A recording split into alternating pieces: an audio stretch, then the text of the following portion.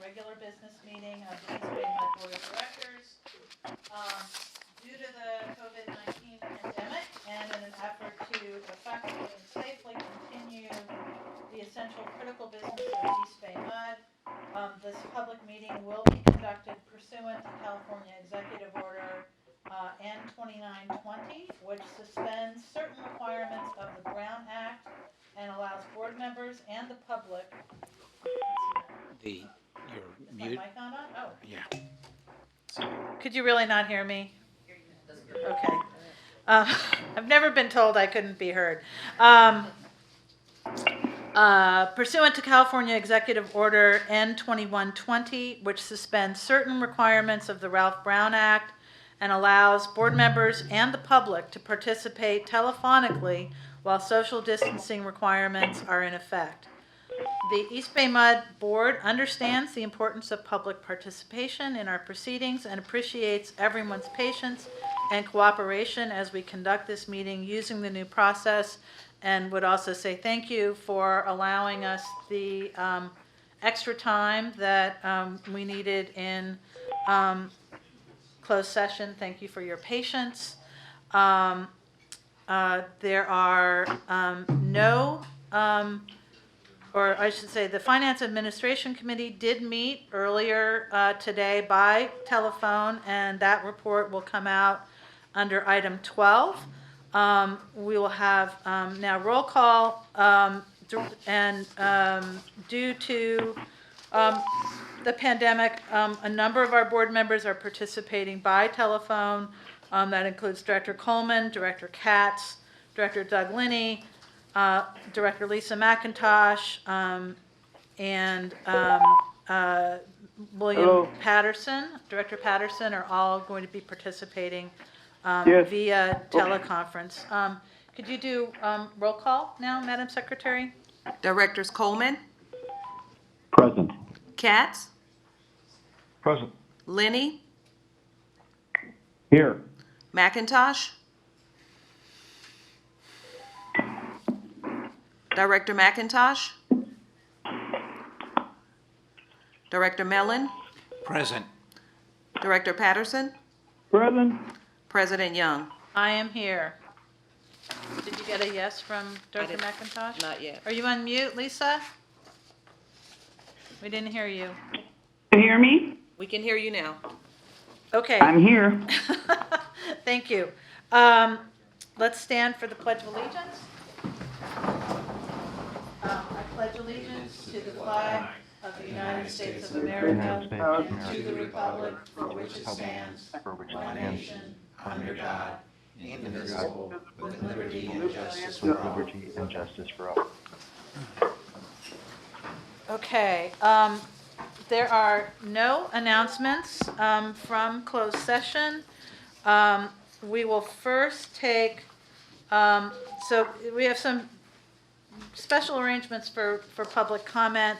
I believe there's quite a lot of it, but I think it is all for item 11. But if there's anyone here for public comment who wishes to speak or here or on the phone for an item that is not on the agenda, the secretary will take your name one at a time. So if you're on the phone, we'll take your name. I don't have any cards for any items. Oh, Eric, are you wanting to speak off the agenda or on the item? I'm not on the item. Okay. Marguerite, Yes. this is John. There's no live feed on the internet to watch the board meeting. The live feed for the camera isn't on? No camera. You can see audio, but no camera. There's only audio. There's no video feed. Because of a glitch? No, we're not ready for video yet. Video will come in June. So we've been having this camera on all of this time, and we thought we were being recorded. You are being recorded. It's posted after the meeting. It's not live Ah, okay. So the audio is online. It's live, and I'm looking at it. I'm going to look at it right now. So John, in answer to your question, no. Yeah, I heard Risha. Thank you. Okay, so if there's anyone on the line or here in the room for public comment for an item that is not on the agenda, so that would be any item that is not related to things like the coronavirus, please come off mute and give the secretary your name and your affiliation and your topic, and then we will proceed to have her call you in order. Can I have people with the last name, anyone with the last name A through K that wants to speak on an item not on the agenda, please announce yourself to the secretary. Okay, hearing no one. L through Eddie? R.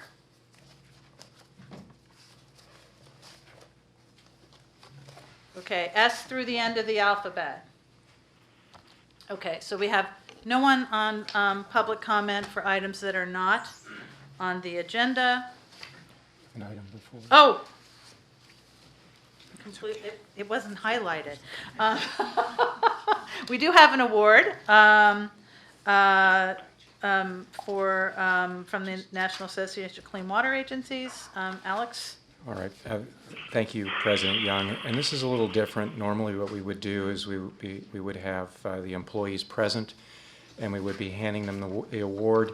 And if we were doing that, we would have Director Mellon presenting this award, in particular because Director Mellon has participated in the Coastal Cleanup Day and has been a real supporter of one of the core aspects of why the district received this award. But we're not doing it that way, and we're showing the award up on the screen, and now I'll proceed to speak about it. So the National Association of Clean Water Agencies, NACWA, awarded the district the Public Service Award for the Employee Retiree Coastal Cleanup Day event. The award recognizes the district for demonstrating exemplary commitment and service to the community and the environment. For 3 consecutive years, the district has hosted a cleanup event at the Martin Luther King Shoreline Regional Park in Oakland in collaboration with the East Bay Regional Park District and other nationwide cleanup events, including those in our watershed up in the McCollum. At the most recent event on September 21st, 2019, over 130 district staff, retirees, and their friends and family volunteered to pick up trash along the shoreline. This event demonstrates all the district's core values: stewardship in caring for the environment, integrity in taking ownership of a shared issue in cleaning up the shoreline, respect in volunteering alongside our co-workers and community, and teamwork in participating with fellow colleagues and other organizations to accomplish a shared goal. The organization of and participation in Coastal Cleanup Day is represented today by the following individuals who are on the line or listening in. And so the first of a long list includes Maura Bonnerens. She's the Treatment Division Manager at Wastewater. Laurice Brown, Wastewater Control Representative. Alicia Chakrabarty, Environmental Services Division Manager. Kristen Font, Wastewater Control Representative. Phoebe Groh, Supervising Wastewater Control Representative. James Hake, Assistant Engineer. Matilda Leong, Senior Administrative Clerk. Sharika Love, Janitor. Aaron McLean, Senior Administrative Clerk. Sarah Mulhauser, Associate Civil Engineer.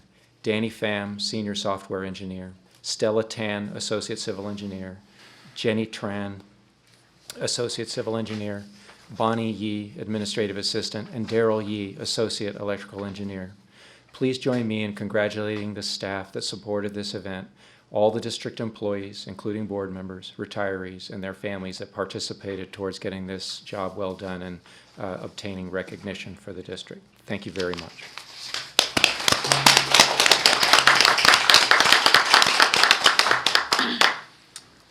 Okay, we now have the consent calendar, items 1 through 7. If there is a board member who would like to remove any of those items for further discussion, please indicate that now. This is John. I'll move 1 through 7. have a second? Second, this is Doug. Okay, moved and seconded. We need a roll call vote. Roll call vote for consent calendar items 1 through 7. Directors Coleman, Yes. Katz, Yes. Lenny, Aye. McIntosh, Yes. Mellon, Yes. Patterson, Yes. President Young. Yes. Okay, the consent calendar is passed. Those staff that are in the room for the purposes of the consent calendar, you are free to leave or you're free to stay, either way. We'll now move on to, we have a public hearing calendared. It's item 8. I'm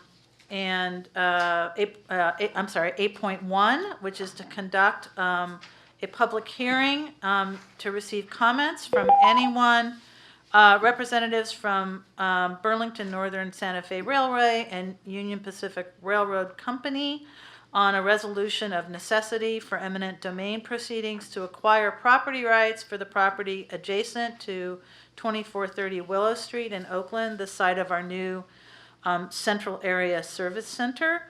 The public hearing is now open, and Andrew Lee will provide a brief presentation. After the presentation, we'll have any board member questions, and then we'll take any public comment.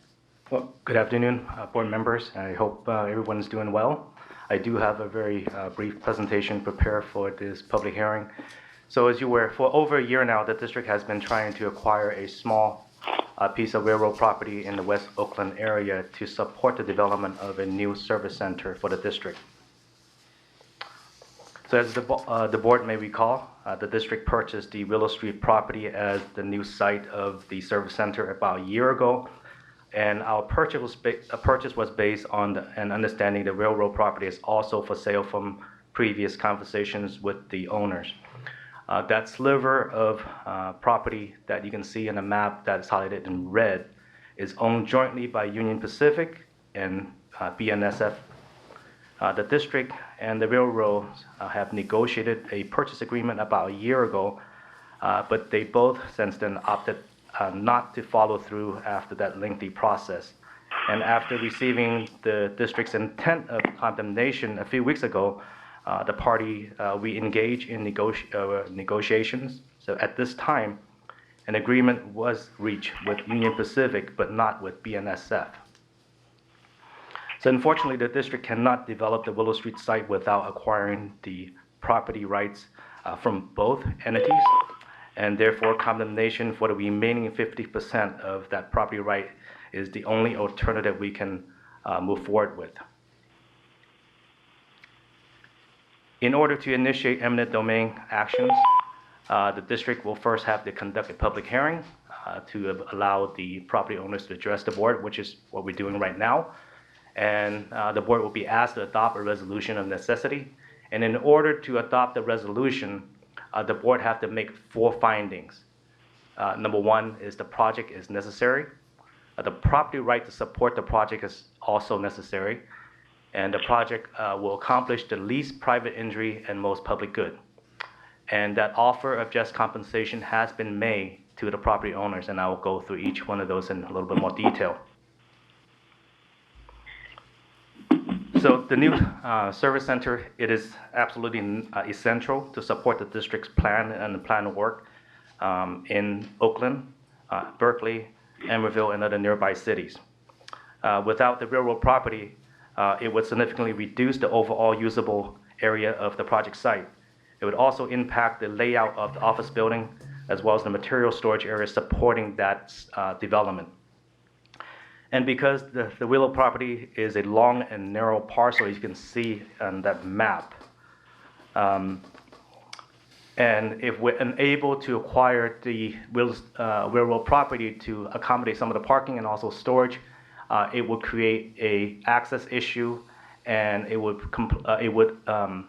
impact the turning radius for the vehicle that coming in and out of the project site, and therefore would pose some safety concerns to employees that are reporting to the site.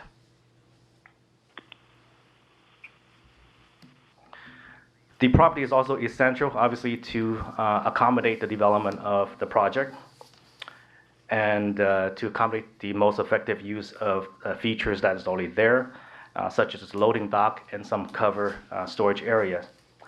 And because the railroad have no use for this property, the vacant land would pose also security concern, such as vandalism. As you can see here, here's some photos that taken outside the immediately adjacent to the property. That's what the property is being used for right now. There's a lot of dumping in that area, and the area is not being managed. So, and that would be the new site's grand entrance to the district service center.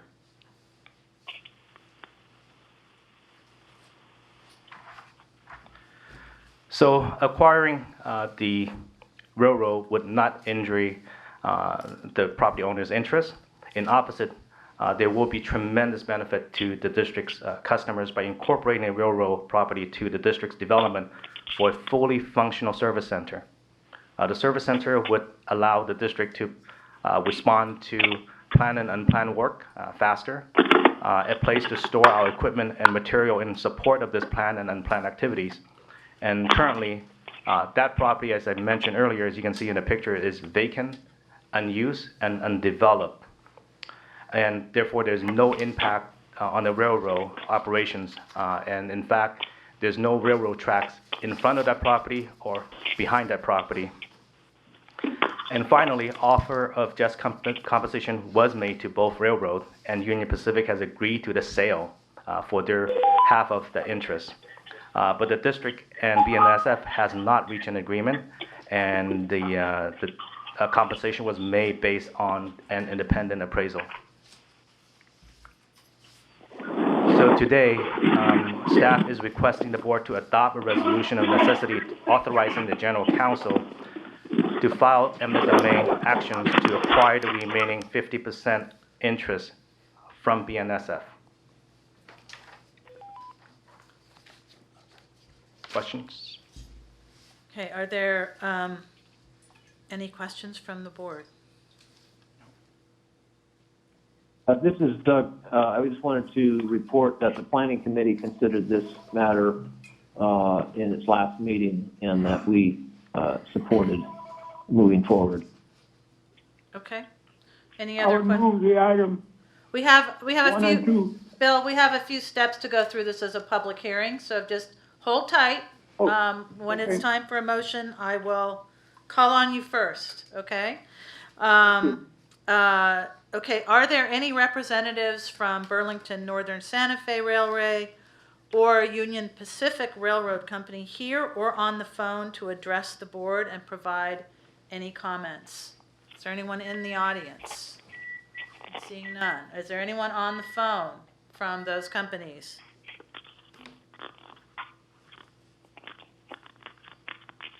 Okay.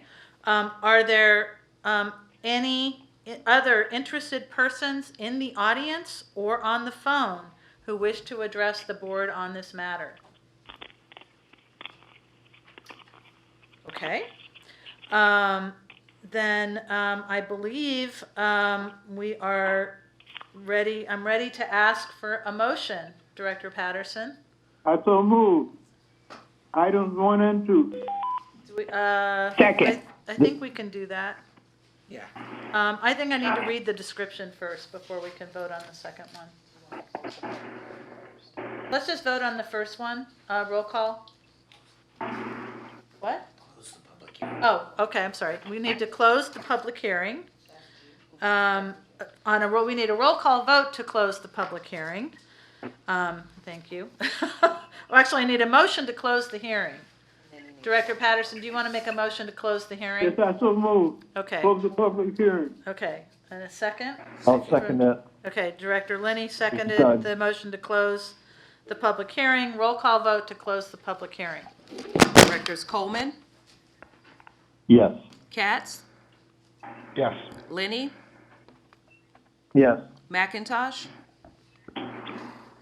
Yes. Mellon, Yes. Patterson, Yes. President Young. Yes. Okay. So that has passed unanimously. Let me read the item 8.2, and I'll need a motion on that. We don't have another roll call in between those, right? No, you just Okay. need to. So this is to adopt a resolution of necessity for eminent domain proceedings to begin for the acquisition of fee property rights from Burlington Northern Santa Fe Railway and Union Pacific Railroad Company, and to authorize the general counsel to file eminent domain actions in the Alameda County Superior Court. So moved. Moved by Director Patterson. Second. Second by Director McIntosh. Roll call vote, please, or any discussion? Hearing no interest in discussion, let's move on to a vote, please. Directors Coleman, Yes. Katz, Yes. Lenny, Yes. McIntosh, Yes. Mellon, Yes. Patterson, Yes. President Young. Yes.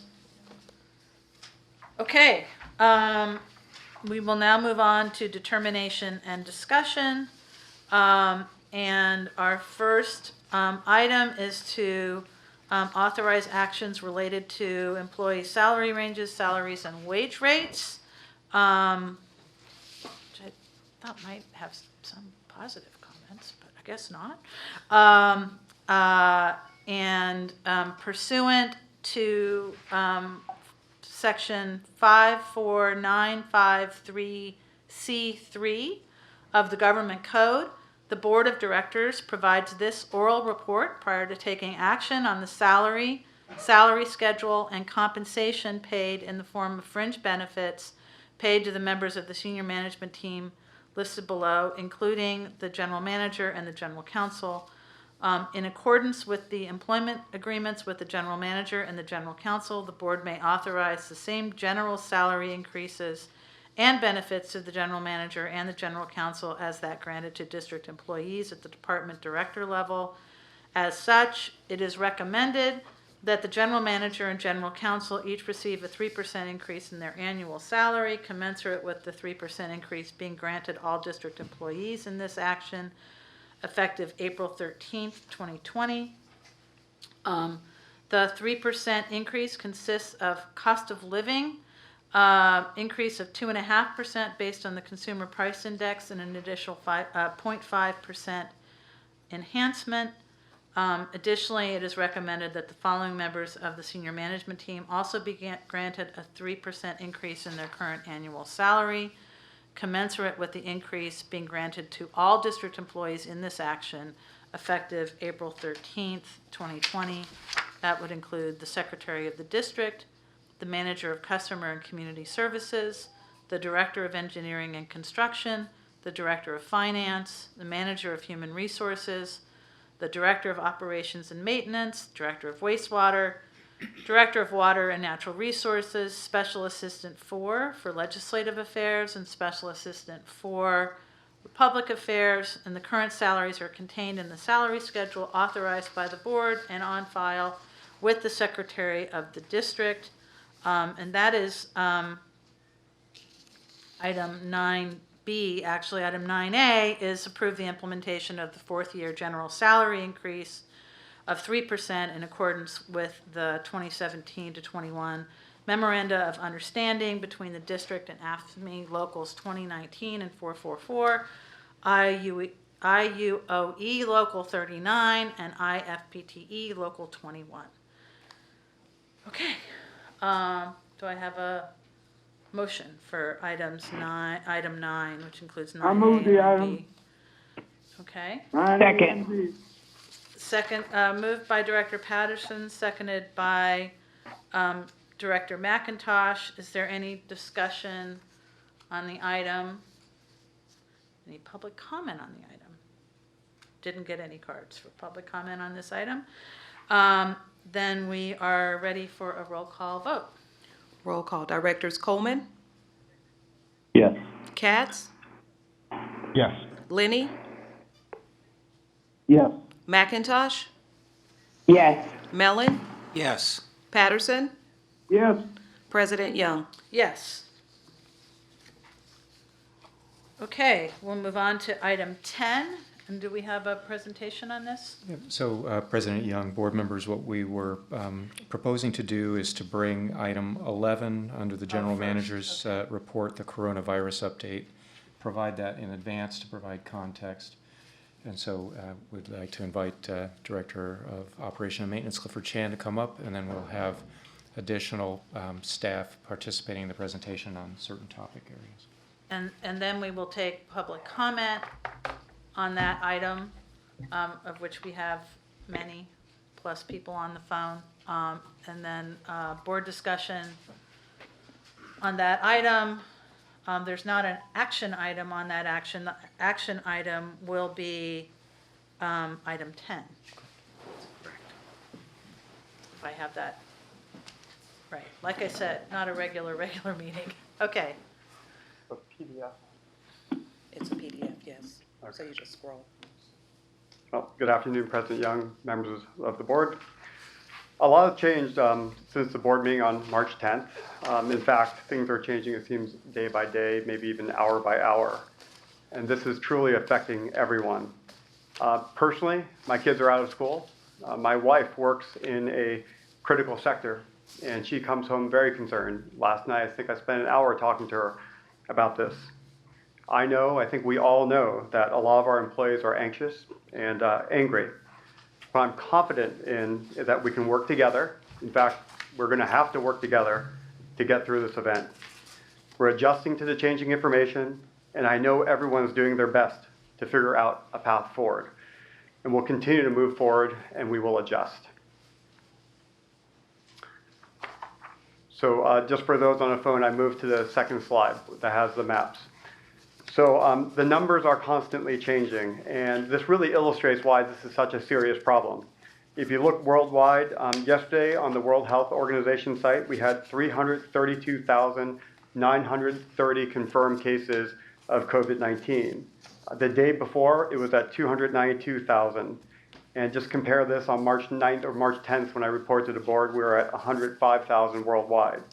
If you look at the United States, it's greater than 43,000 confirmed cases. And compare this to the March 10th when I presented to the board, we're at 717 cases for the United States. A lot of this also is because there's been increased testing. If you look at the particular map, if you look at California on March 9th, there was 129 confirmed cases, 79 confirmed in the Bay Area. And the other day, we're at 1,842 confirmed cases and 772 confirmed cases in the Bay Area. I'm going to move to the next slide on the timeline of events.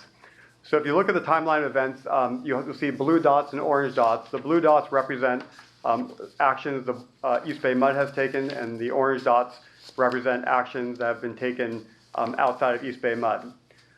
So on February 5th, so the emergency operation team meets monthly. On February 5th, we started talking about pandemic plan discussions and preparation. On March 1st, Alameda County declared an emergency, and then on March 4th, California declared an emergency. On March 5th, the district's communicable disease emergency response working group was activated and met. Then on March 6th, anticipating that we could see a surge in the need for people telecommuting, our IT department started looking at expanding the telecommute program. On March 10th, Contra Costa County declared an emergency. Then the following day, the World Health Organization declared a worldwide pandemic. That one, again, wasn't a particular surprise to anyone. We kind of all saw that one coming. On March 13th, the United States declared a national emergency. And that was a Friday. On the Monday following, EastBayMUD activated its emergency operations team. And then the following day, we declared an emergency. That was also the same day both Alameda County and Contra Costa County instituted their shelter in place. And I should also note that from March 16th through March 18th, we were continuing to test our telecommuting, having people test their technology at home. On March 19th, we did the full rollout of the telecommuting, in the sense that we were trying to maximize it. We did recognize on March 19th that not everybody would have been equipped with telecommuting, but we also shared that if people who could not telecommute, they could work with their supervisor and get materials and bring it home. And then when they were set up by ISD, then they can start full telecommuting. On March 20th, California issued their shelter-in-place order. And today, March 24th, we're going to begin, and you'll hear about that in a few slides later, about having a staff rotation for field staff. I'm going to move to the next slide. So I shared this with you the last time. This is the 4 levels that the district has in their communicable disease emergency response plan. On March 9th, we were at district level 2, which is there's impact to the service area, but not to East Bay MUD. On March 16th, we elevated that to level 3, and a couple of days later, we elevated that to level 4. I'm moving to the next slide on impacts external. So there's been a number of impacts externally. We did close on just yesterday. The administration building is open to the public only by appointment only. Last week, we closed San Pablo and Lafayette Rec areas, and earlier this week, we shut down many of our facilities up country. I'm going to move to the next slide, impacts internal. So on March 13th, we sent a note to all district staff that travel and conferences, non-essential public events, and other events would be canceled for March. And we will send out another note this week saying that that's going to be extended through the end of April. We've also canceled all of the mass training, and we're going to look at how we can do that remotely. The reason why it was canceled is because there's... Can you say what mass training is, since there's maybe people that don't know what that stands for? In Manager, the public or on... So MAS stands for Manager and Supervisor Training. And because so many people were telecommuting, we are going to look at how we can redo our mass training. We're also monitoring the supply chain impacts. Right now, we're continuing to track, for example, our chemical vendors, and they're telling us that there are no impacts on the chemical supply chain. But we do see that there continues to be issues with sanitation supplies, individual units. So we are looking at, and we have been getting bulk supplies that we have to repackage for our staff. I'm going to move to the next slide on coordination and resources. So the emergency operations team was activated on March 16th, and they're coordinating the overall response for the district. And under consideration for today, we're also looking at policies and procedures, so you'll be taking action on modifying our emergency response policy, which will increase the dollar amount from $350,000 to $500,000 in an emergency declaration, as well as bringing back retirees.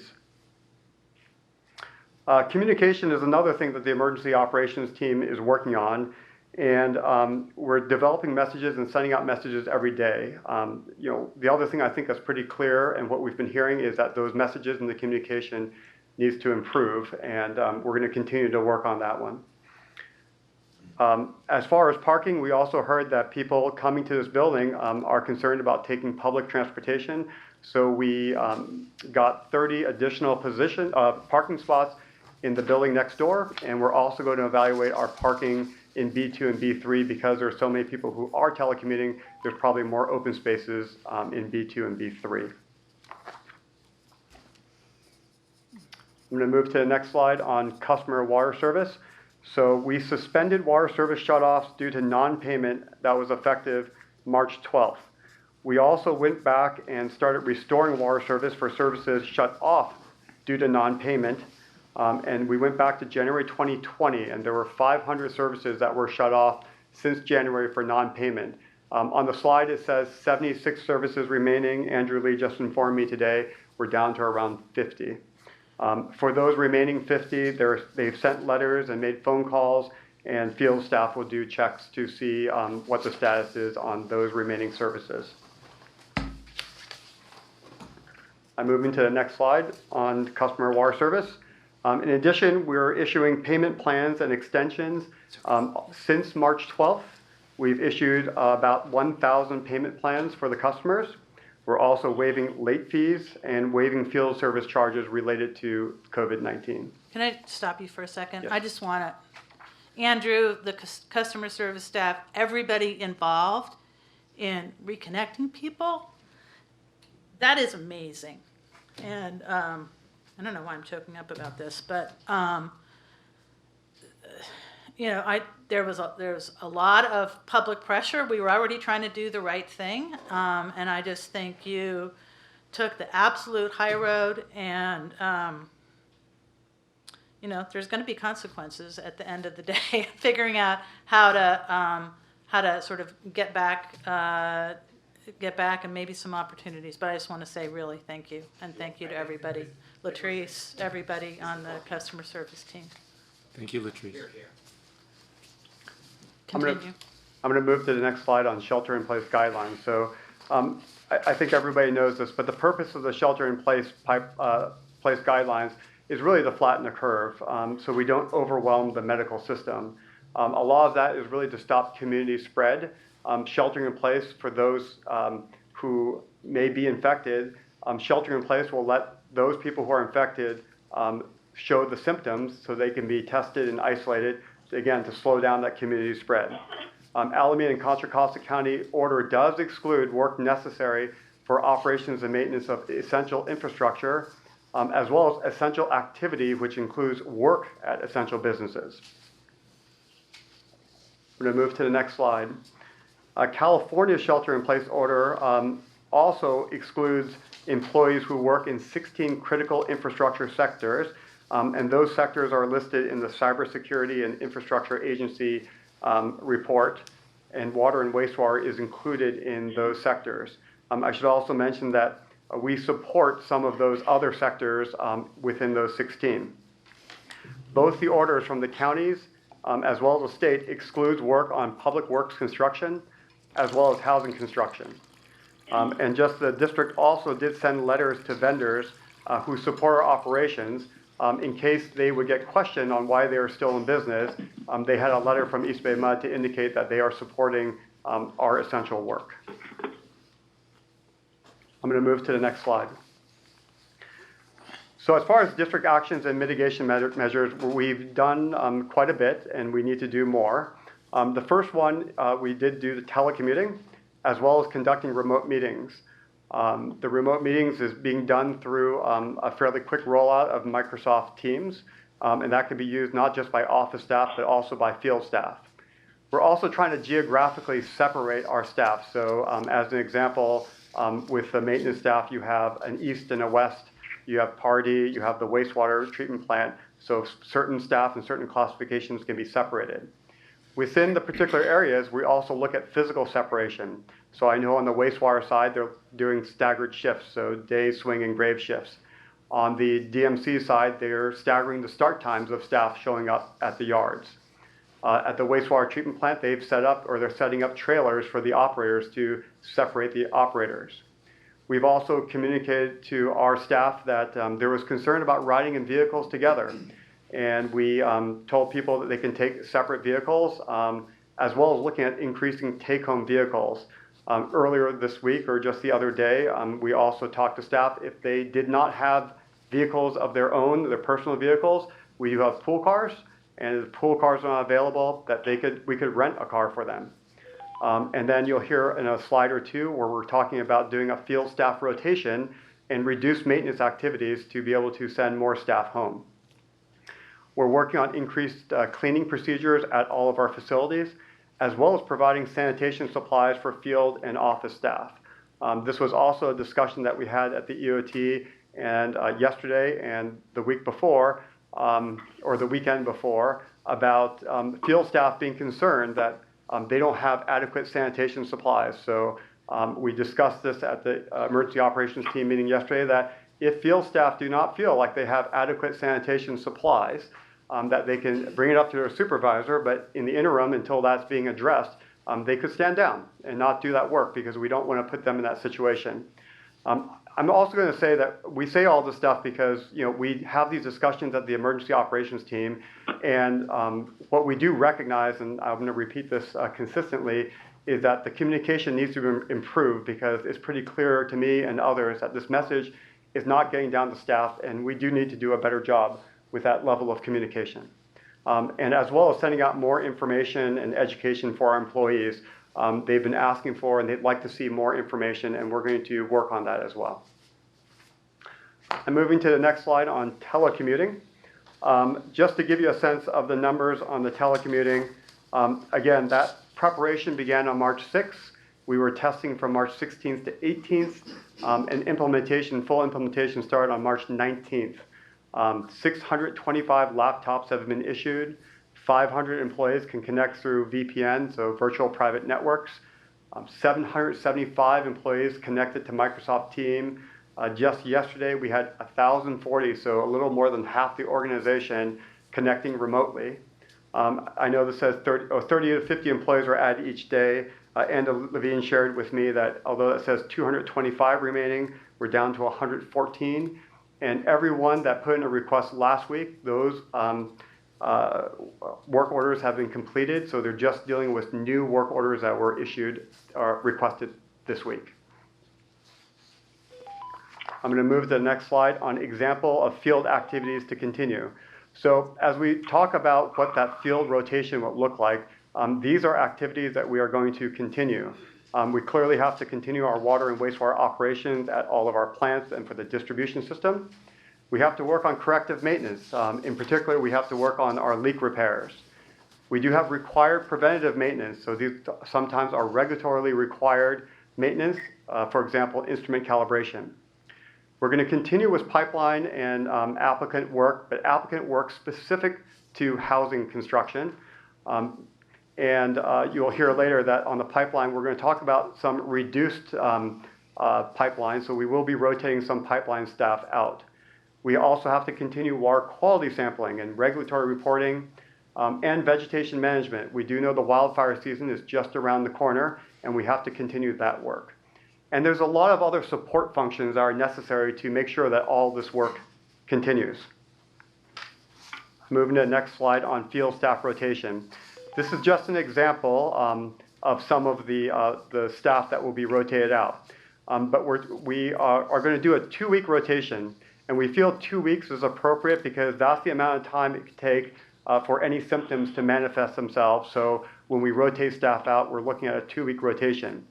Example of staff that we would put in reserve and rotate out would include pipeline maintenance crews, pipeline construction crews, paving crews, facility maintenance staff, and that would include electricians and instrument techs and machinists, as well as water treatment and distribution operators. So on the water treatment side, for example, those will be the water treatment plant operators at plants that are out of service.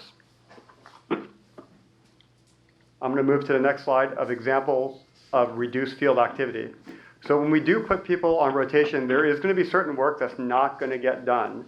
That will include lower priority preventative maintenance work, non-critical work at water treatment plants that are offline, as well as reduced construction activity for pipeline, paving, and applicant work. And we do have applicant work that's not associated with housing, so that work will be put on hold.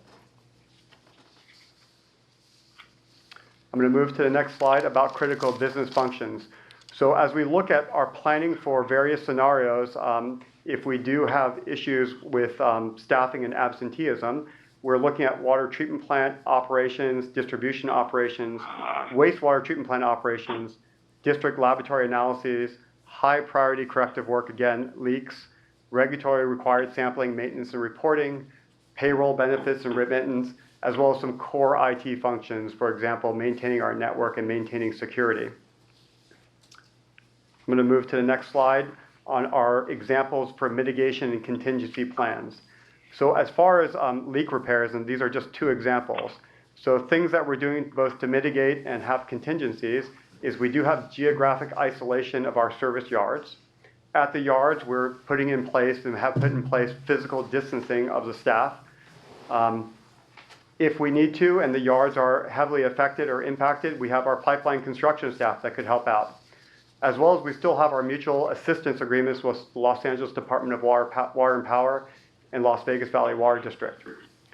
Just another example is water treatment plant operations. This is similar for the wastewater treatment plant operations, but we have geographic isolation at the water treatment plants. At the plants, we're looking at physical distancing. We've also limited or really eliminated the meetings at the treatment plants so that we don't expose the water treatment plant operators. Then we'll have the reserves. So the reserves will be the water treatment plant operators that are rotated out of the plants. And if approved, we can bring back retirees. And we have a list of retirees who are interested if need be. Clifford, does this really refer to water and wastewater treatment plant operation? Because I'm not seeing wastewater reflected on the. Wastewater is not there. I'm just giving as an example, since this is water treatment plant operation, I just don't want to forget the fact that we have to look at the wastewater treatment plant. But this is not every example that's out there. These are just 2 examples. Okay. I'm going to give the next slide to Laura to talk about district paid leave. Good afternoon. I'm Laura Acosta, the Manager of Human Resources, and I'm here today to share information about what leave options our employees at EBMUD have to help them through this COVID emergency. So our employees have many different types of leave they can use. Their leave accrued balances are vacation and sick leave, and some employees have paid administrative leave, and some people have earned comp time that they can use. We have told employees that we are now more flexible with their use of those leaves, and we are not holding them accountable for a particular reason to use whichever kind of leave balances they have. People may use whichever leave they have accrued for any reason related to the COVID crisis. We've also created an advanced leave program where we will advance up to 80 hours of sick leave. And the idea here is if employees find themselves out of all accrued leaves, they can request an advance of 80 hours. And when they return to work, we will set up a process for them to do time card adjustments to give back. Each pay period, every employee earns 4 hours of sick leave. So when they return, they can, each pay period, return 2 of those hours and keep 2 of the hours so they can start building their bank back up. With the rotation program that you heard about, we are going to be offering paid leave for the field staff who are the staff who are rotated out of the field. So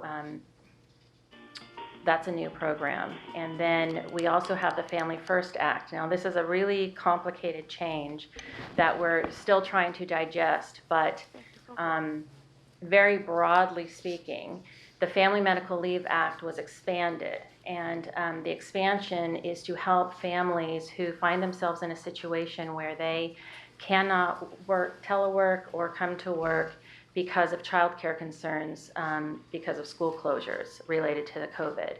And this change offers some pay options, and we will be providing more information to employees about that shortly. It also offers some emergency paid sick leave, which is 80 hours of paid sick leave to help address different leave issues related to this COVID crisis. So we will be giving more information about how this works and letting all employees know their rights related to this very shortly in the next couple of days. And the standby leave is separate from any of this. Standby, the reserve, whatever you want to call it. Until they come back. The That paid leave for the- administrative leave is separate from, it's basically being paid on standby. Right, it's not part of the rest of these, correct? The third bullet is the paid leave for field staff on rotation, the reserve. Which what is you're referring separate, to? which is separate. Which is in- separate. Okay, I'm Which is looking, separate than you know the- what? Oh, I'm sorry. It's separate than the normal leave we Got already it. have available. It's new. Yeah. Okay. So I have one more slide before Marlene speaks to a few items. But we're talking about the issues that we're dealing with right now, but we do anticipate that there's another looming issue, and that's with employee daycare, basically daycare for their kids. With the schools and the governor talking about schools being shut down through mid-June, basically the rest of the year, we do anticipate that we'll have a lot of employees who will have childcare issues. So within the emergency operations team, the logistics group will be sending out a survey to staff to understand who has issues and in which divisions and orgs, so that we can find and develop the appropriate plan to address employees with daycare issues, because we know that's going to be a challenge for many of our employees. The other one is the homeless. So the governor talked about building temporary housing for the homeless, and so we're reaching out to the cities to make sure that where they locate this the housing, the temporary housing, is a place where we can easily connect up water. And that's being worked through Andrew Lee's shop. And might there also be temporary housing or connections that need to get set up for any field hospitals that get created within our service area? There could be as well. We show you on the Marlene. Yeah, no, I have it down low. There's someone at work has their phone on hold. And so the people who are on the conference call, we apologize for the hold music, but somebody is listening. Specifications. Hi, specifications. You just put us on hold, and so we had the pleasure of hearing your hold music. Could you please not put us on sorry. hold? That's okay. Marlene, are you on the line? I am. All right, we're ready for you. Okay. Yes. Okay. There should be 3 slides just after the notes section of Clifford's slides that give a summary of what's been going on at the state and federal level. Bottom line is, in the last 2 weeks, things have been moving very, very quickly. We sent an information memo out to the board, actually 2 of them, on March 19th, that gave a summary of state and federal actions to date at that time. I wanted to take a moment and just review what we've seen since then and overall. As Clifford mentioned, there was a state of emergency declared at the state level on March 4th. Since then, Governor Newsom has been taking action and making adjustments in real time. As a result, we've seen 11 different executive orders, including numerous directives and policy statements regarding mass gatherings, bringing the National Guard in for food distribution, directing funding to various places, and most recently, the closure of the parking lots at state parks and beaches. He's also submitted federal requests for funding for a disaster declaration and for other forms of assistance. For example, the naval hospital ship that will be arriving at the Port of LA anytime. The legislature at the state level crafted and passed 2 emergency budget bills that were signed by the governor. That information is in that March 19th info memo.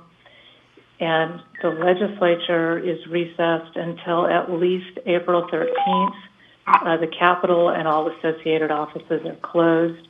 They can be brought back if needed, but right now that date could certainly change. At the federal level, we've seen 2 supplemental appropriations bills passed and signed into law. Information on those bills is in the March 19th memo. Please go on mute Was that a question if for you are me? not speaking. Thank you. The president did approve the governor's request for a major disaster declaration for California. And right now, there's a 3rd appropriations bill being debated in real time. They're looking at about a $2 trillion assistance bill. So what's next is we expect both at the state and federal level, all focus is going to be on the emergency at hand. And at the state level, the state budget, we do expect to change significantly. If you recall, the process is that the governor does a January proposed budget and then does a revision based on what's happened between January and the time that revision comes out in May. We got word today that revenues, not unsurprisingly, are expected to be far less. And so they are not accepting any new budget proposals, and they're reviewing all of the existing budget proposals. Many of them will probably just be rejected. And that's all I've got. Okay. All right, and that wraps up the presentation. Before we start public comment, I just want to say a couple things. I mean, as you all know, we spent a fair bit of time, in closed session, and this is, what we're going through right now is a really big deal. It's unprecedented. I don't think that the district has faced anything like this since the Oakland Hills fires and the earthquake in Loma Prieta. And I don't think there aren't too many East Bay MUD employees that are around from that time.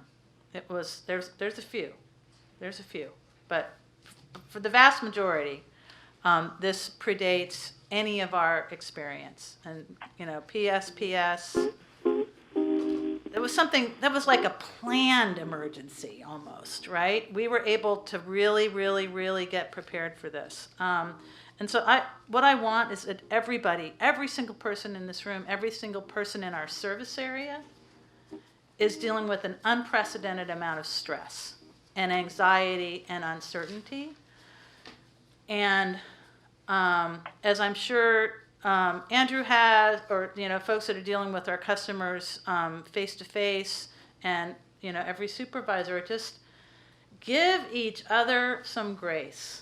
Okay, everybody is doing the best they can, and that doesn't mean that they're doing it perfect, right? We know that there are problems, and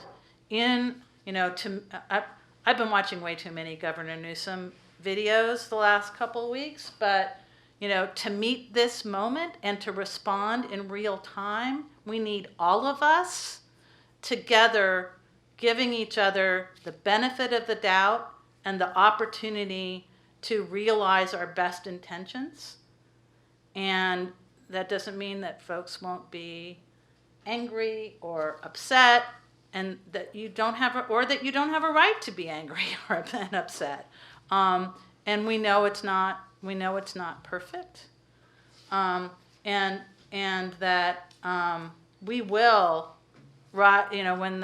I remember, because I was around in Loma Prieta, that it was East Bay MUD wastewater treatment employees that were among the first responders to the collapse of the Cypress structure. And that's what we do, right? So with that, we've got a ton of cards, and we have a bunch of people on the phone. And the way that I think it works best is to have the people on the phone go first.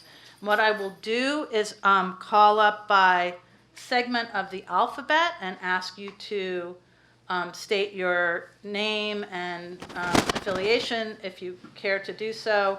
And Secretary Risha will cue the names as they're stated. We don't have the technology to do the fancier thing. Okay. So we had 6 people while we were waiting for you to come down. We had 6 people state they wanted to speak on item 11. So I'll confirm that they're on the phone, and then we can take anybody else. Okay, so there's just 6 that are 6 on the phone who said they wanted to speak before. Okay. Came down at 2:30. So I'll confirm those 6, and then we can see if there's anybody else. Okay. Okay. So Brandon Battiati? Yes, I'm here. Okay. Justin Young? George Cleveland? Yep. Gus Chakala? I'm here. Denise Chakala? Here. Wade Jai?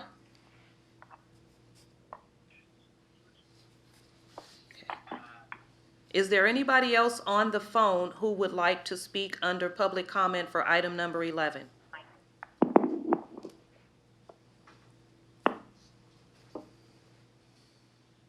If your name ends with A through J.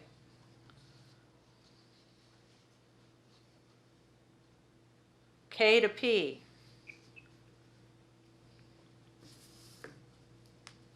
O to T. End of the alphabet. Okay, so I think that we have everybody, so let's start with. So Brandon the cue. Battiati, your time will start. You have 3 minutes. Go. Okay. Go. Yes. Hi, my name is Brandon Battiati. I'm a plumber 4 working out of the East Area Service Center. I've been with the district going on 13 years. I'm going to talk about staffing during COVID-19 during the shelter in place, so kind of echoing a little bit what's already been talked about. I love my job. I'm a hard worker, so what I'm about to say is not me trying to get some free time off. I am concerned for my health, my family's health, and my coworkers and their families. So here's my plan. I think all non-essential work should be stopped so that we can run on the minimum staffing. I understand that we cannot run like that until they find a cure for COVID-19. But as long as the shelter in place is in effect, I think we should do as much as possible to help that. As of right now, we are already going on over a week of shelter in place, and we are still working as usual. I understand that when we signed on to work here, we agreed to work during a disaster. But there has been no physical disaster to our distribution system. The threat now is to our workforce, and that is what we need to address. So my suggestion is to send PCE home with pay. They don't need to be here, but they need to stay available if called upon. Split OMD half. The easiest way to do that would be use the already established Friday crews that each yard already has. The half of the yard that is sent home should be paid as if they were at work, no different, but also be available if called upon. This would be good for multiple reasons. To allow the employees that are at home 7 days to see if they're feeling ill and stay home, along with the ones of the employees that are at work. If they become infected, and that half of the yard has to be in quarantine, the other half that was safe at home could still come in and continue work and keep the yard running. And if paying us is an issue, from what I understand, our salary is budgeted up to July, so it's already sitting waiting to get paid to us. So we should be okay until then. But I would urge you to take action now, as from what I understand, we have already had some employees told to stay home by their doctors because of COVID-19. And as we are seeing all over the world and the U.S., there's no stopping it, just slowing it. So the sooner we act, the better. And from what I understand, other water agency has already implemented something like this. So if they can do it, we can too. Thanks for listening. Thank you. And that's it. Sorry. Hold on. I'm getting to my list.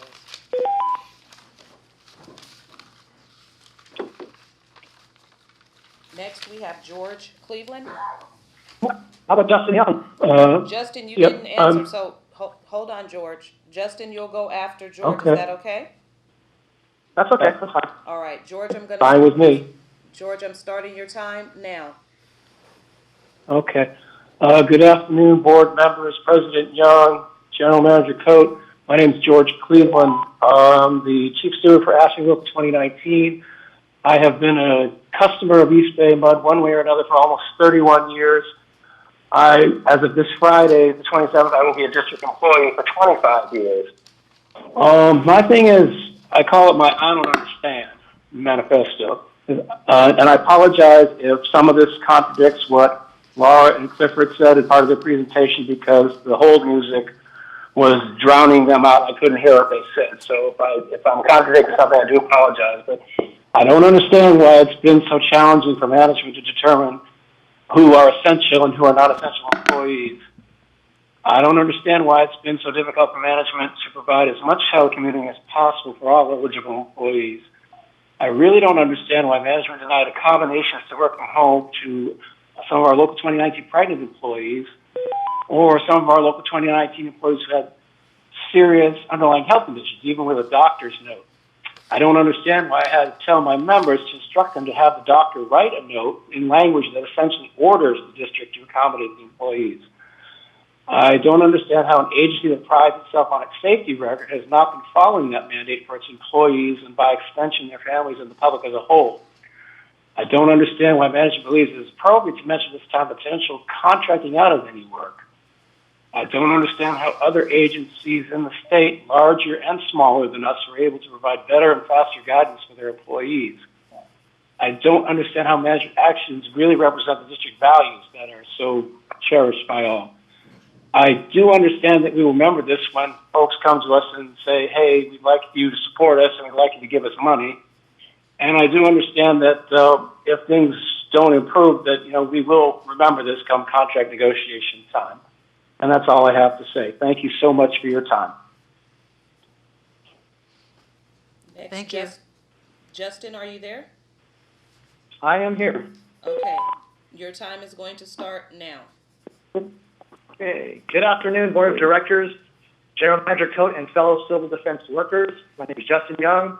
I'm the first Vice President of Local 2019 and been a civil defense worker of East Bay MUD for 17 years. Today, I want to talk about how the staff does not feel valued. I know this because the last couple of weeks, I've been receiving multiple calls and emails from fellow employees across the multiple unions discussing their displeasure of how the district has handled COVID-19. Our civil defense workers are the most important aspect to keep the water and wastewater flowing. And honestly, we should all be proud we've been making water seem fairly easy when we see closures all around us. We need to appreciate the operational and maintenance staff, which allows us to keep the water and wastewater to and from our customers and facilities. The Information System Department, ISD, is doing an awesome job. You don't even know how great a job they're doing. They made it possible and easy to mobilize the workforce to allow them to shelter in place, which allows the business side to continue. Which, by the way, this type of telecommuting has been done for a long time in many other companies, especially in the area we live in. We should show appreciation to O&M and ISD staff during these difficult times. Unfortunately, the staff in these groups and most of the workforce during the last few weeks haven't been appreciated.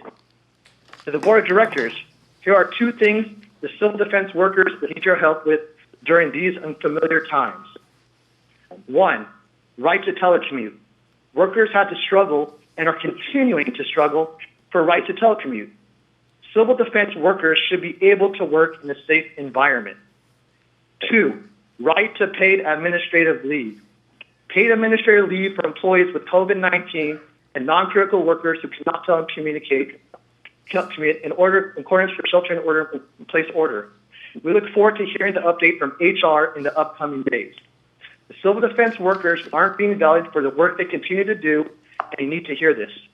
Thank you for taking my call. Thank you. Thank you. Next, we have Gus Chakala. Gus, are you there? Hi, yes. Is that you, Gus? Yes, this is Gus.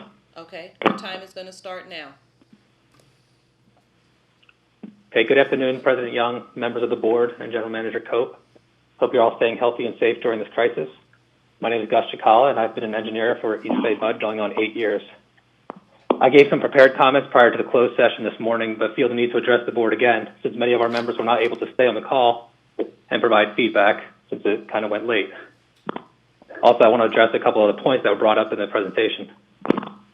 While telecommuting technology has been rolled out to employees, there are still many groups that are putting in place administrative barriers to full telecommuting, such as requiring employees to physically report to the office at least once a week or more, even though they have full telecommuting capabilities, just because the supervisors may prefer to see their employees on a regular basis. This is absolutely unacceptable. People should only be reporting to the office to complete specific, critical tasks that cannot be completed remotely, not to offer a presence or coverage while doing the very same tasks they could be doing at home. This flies in the face of the shelter in place and the urging of health professionals everywhere. The district is placing a priority of perceived productivity over safety of its employees and the community. I recognize that we are disaster workers, and I am fully willing to respond when the response is necessary. But right now, we are being asked to help make a disaster worse rather than working to contain it. Once again, it is in the district's best interest to keep its workers healthy and safe, and that is not happening. We are essential, and part of that is recognizing that keeping us safe is how we continue providing essential services in the long term. The Cyber Infrastructure Security Agency guidance mentioned in the governor's stay-at-home order, and also earlier in the presentation, does identify 16 critical sectors, but it also has a rather exhaustive 7-page list of critical workers in those sectors, including operation of the system, repair of breaks, and construction of critical infrastructure. It is not a blanket, we are all essential statement. It is a big jump to say that all workers for the 16 sectors are essential, and that the design and construction of replacement of a 6-inch main that has been in the ground for 100 years and is not currently leaking, for example, is critical in the next 2 weeks. The current sick leave policies in place are completely inadequate for actually protecting the district, its employees, and the community due to the long incubation period and lack of testing, We don't know who is sick. People aren't going to stay home just in case. We need paid administrative leave for non-critical workers that cannot telework, and we need to remove administrative barriers to telework. This is to protect the workforce so we can continue providing the critical service to our customers. Thank you. Next, we have Denise Chikala. Are you there, Denise? I am here. All right, your time is going to start now. Thank you. Good afternoon, President Young, members of the board, and General Manager Coate. My name is Denise Chikala. I'm an associate civil engineer with 14 years of service to the district and a member of Local 2019. I come to you today to ask you to immediately identify essential staff and send home all non-essential employees, giving those that cannot perform work remotely paid administrative leave. I'm not asking to stop my work, as I'm lucky that I can telecommute. I've been working hard at meeting my project deadlines both before this crisis unfolded, during the shelter-in-place order, and I continue to do so while telecommuting. As long as my health and the health of my family allows me to continue, I plan to do so. But the fact that we are over a week into the shelter-in-place order and the district is still incapable of identifying minimal essential staffing is scary to me. Shouldn't we know this already? Do our business continuity plans not provide guidance? This is a relatively slow-moving disaster compared to something like an earthquake or a widespread fire, but it's still one where time is of the essence. The district is existing in an alternate reality right now. The rest of the world is shutting down to fight a global pandemic. And when I come to my workplace, I just hear the messages continuing to tout business as usual. It's extremely difficult to navigate these two realities, and I can see the emotional toll wearing on myself and my fellow employees. I recognize and take pride in being a civil service worker who may be called upon in a disaster, but I can't help but feel that by continuing our business as usual stance while slowly rolling out changes is contributing to a pending disaster. I want myself and my fellow employees as strong and healthy as can be so we can continue to provide high-quality drinking water and wastewater services throughout this unknown situation and beyond. I know the district prides themselves on being a model agency, but the district's current response falls strikingly short of what many Bay Area public sector employers are providing to ensure health and safety of their employees and the greater community.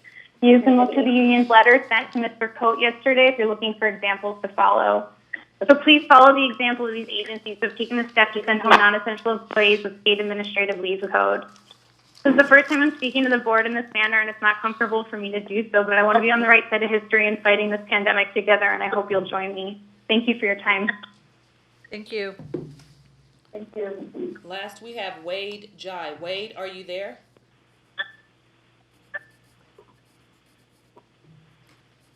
So Wade must no longer be on the line. Okay, we'll give him a shot when we get back to the bottom of the stack.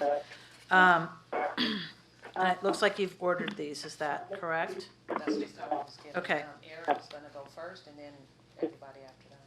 And then there's somebody that says last. Okay. All right, again, just take a couple deep breaths. We've got a lot of cards to go through. We are listening. Eric Larson, President, AFSCME 444. Get 3 minutes. Eric. Thank you, President Young. We are proud. Can I ask that whoever is talking with not their mute button on? So somebody's listening to the meeting while they're on the phone. Yeah, so put it on mute. Thank you. Eric, go ahead. We are proud union members. We're civil servants. We are civil defense, and we can be called to provide disaster relief at any time. President Young, you referred to this crisis in the context of previous disasters like Loma Prieta and Oakland Hills fires, which were quite disastrous, but this is quite different. The numbers that Clifford Chen showed you today are virtually 14 days old. The virus incubates in people for 4 to 6 days before they start getting ill. Then they're ill for 4 to 6 days, and then they get into the hospital, and then they go to the hospital, and maybe they get tested. And those are the numbers that you have. So all of the people who have been infected during those 14 to 16 days don't know that they're sick yet. Okay? So this is really going to blow up. So what if there is an earthquake at the same time and 50% of us are down? Okay, that's where what many of us are really afraid of. You need to marshal your forces and understand the capacity, because the people are falling ill now. I have 444 members who are ordered to be quarantined now, today. I have local 444 members who are at home sick with every symptom who cannot get tested through Kaiser, because Kaiser is testing the frontline workers, the first responders, and the medical people, and they don't have enough tests yet. I have 444 members who are sick now, presumably with this COVID-19 disease. I don't know if 2019 does yet. I don't know if Local 21 does yet. I don't know if Local 39 does yet. I don't know if the unrepresented people do yet. And you don't You know need if to board be on members a- do either. I don't. You're quite right, sir. Excuse me for my interruption. You need to be on a wartime footing, recognizing the uncertainty we face in this crisis, this hazard and risk of failure. You need to stand down and understand our capacity and our ability to maintain our critical infrastructure. Protecting your most essential resource right now should be paramount, your frontline workers, so that we remain available to provide essential services, critical infrastructure, and are able to respond to disaster in the face of this crisis. Thus far, I have not seen you there yet. Thank you. Thank you, Eric. Next I have Randy Hernandez. Randy went home. Okay. Joey Smith. You know, I'm sorry that people had to wait, but you wanted us to meet and talk, and that's what we needed to I do. didn't mean any disrespect. I apologize. Okay, thank you. We haven't been able, we can't talk to each other outside of board meetings the way y'all can. The only time we can talk is when we're in our meetings. Okay? Joey, please proceed. Thank you. Yes, thank you. Good afternoon, President Young, board members, general manager, staff, my district union siblings, and any advocate who is standing for us. During the process of working with management, Labor has presented a couple of different letters, and I would like to take this moment to read the most recent one that was dated March 23rd in response to things that happened last week. Alexander Coate. Dear Mr. Coate, we are writing today on behalf of all labor unions representing bargaining units at East Bay Municipal Utility District to express our collective disappointment with the district's preparedness and responses to the COVID-19 crisis. To effectively represent our bargaining unit members, we have been participating in daily calls with district management to share our concerns and questions about the situation and our suggestions on how the district could improve its response given our collective experience and in other agencies around the Bay Area and state. Throughout this process, we have consistently reiterated that East Bay MUD's response was significantly delayed compared to other agencies, and given the urgency of the situation, that was unacceptable. On Thursday, March 19th, we submitted a multi-union proposal summarizing our demands, which most which again mirror what other agencies already have in place. On Friday, March 20th, the district provided us with a response to our proposal, which was not only disappointing, but completely unacceptable. We have tried to be patient and work with the district as we understand this is a constantly changing situation. We can wait no longer. As of today, Labor has not received a list of classifications, positions the district deems as essential, and although late today, we did receive notice from the district regarding a partial granting of paid leave. It does not go far enough. The district's delay in providing information coupled with their unwillingness to accept our proposal is shocking. The district's unwillingness to provide its employees the same protections afforded to public sector workers around the state is unacceptable and will further exacerbate an already serious health and safety crisis. The district's response to our proposal falls strikingly short of what other Bay Area public sector employers are providing their employees to ensure health and safety concerns are met. There is a list that I will spare you, but trust me, the things we're asking for are not outrageous. We urge you and the board to reconsider our proposal and authorize a measure in accordance with those described above. Such a measure, even if approved this week, could be applied retroactively to cover the period of the 6-county public health order, i.e. March 17 through April 7, 2020. We also urge you and the board to If you're on continue the phone, such a please mute provision yourself. in the event the county public health officer extends the existing shelter-in-place order.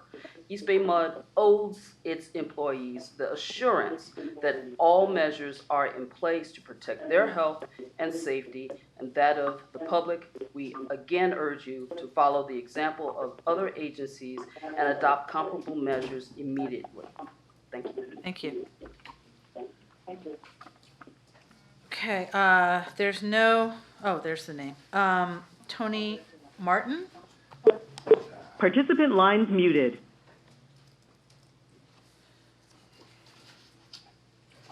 Greetings, President Young, to the board, Mr. Coates, to all my in-laws and outlaws that may be in here. The one thing I came unscripted here because I want you to feel this from the heart. No matter who you are, we're all family. No matter who you are, we're all family. And the one thing that we want to do for our own brothers and sisters to make sure that they're in a safe environment, or if they're hungry, that we can feed them. But there's times that it makes it hard for us to have that trust factor. And the one thing 444, I'm sorry, let me back up. I am the second vice president of Local 444, just for your records there, thank you. But one thing that we want to do is just to make sure that one is comfort in every possible way we can. But when you mess with the trust factor, not you personally, but when that trust factor is affected, it makes it really hard. And I really feel that personally, with me being here before this building was built, that's how long I've been here. I've seen so much happening. I've seen a lot of trust, and I've seen people who want to trust me until they got what they wanted, and then they push back their trust. The one thing I would hate to see is that the board will not take every effort to be honest about what they're doing, no matter what one's position is, and to be ready to accommodate the needs where those needs need to be accommodated. And I'm going to say that again, where those needs need to be accommodated. Childcare, time off, somebody's sick, if it's concerning this COVID-19, to step out on faith and trust that I'm not going to call in sick just because I want 80 hours. That's not me. And I'm not suggesting that that's anyone else. But take that under deep consideration. This is serious, and we know how serious it is.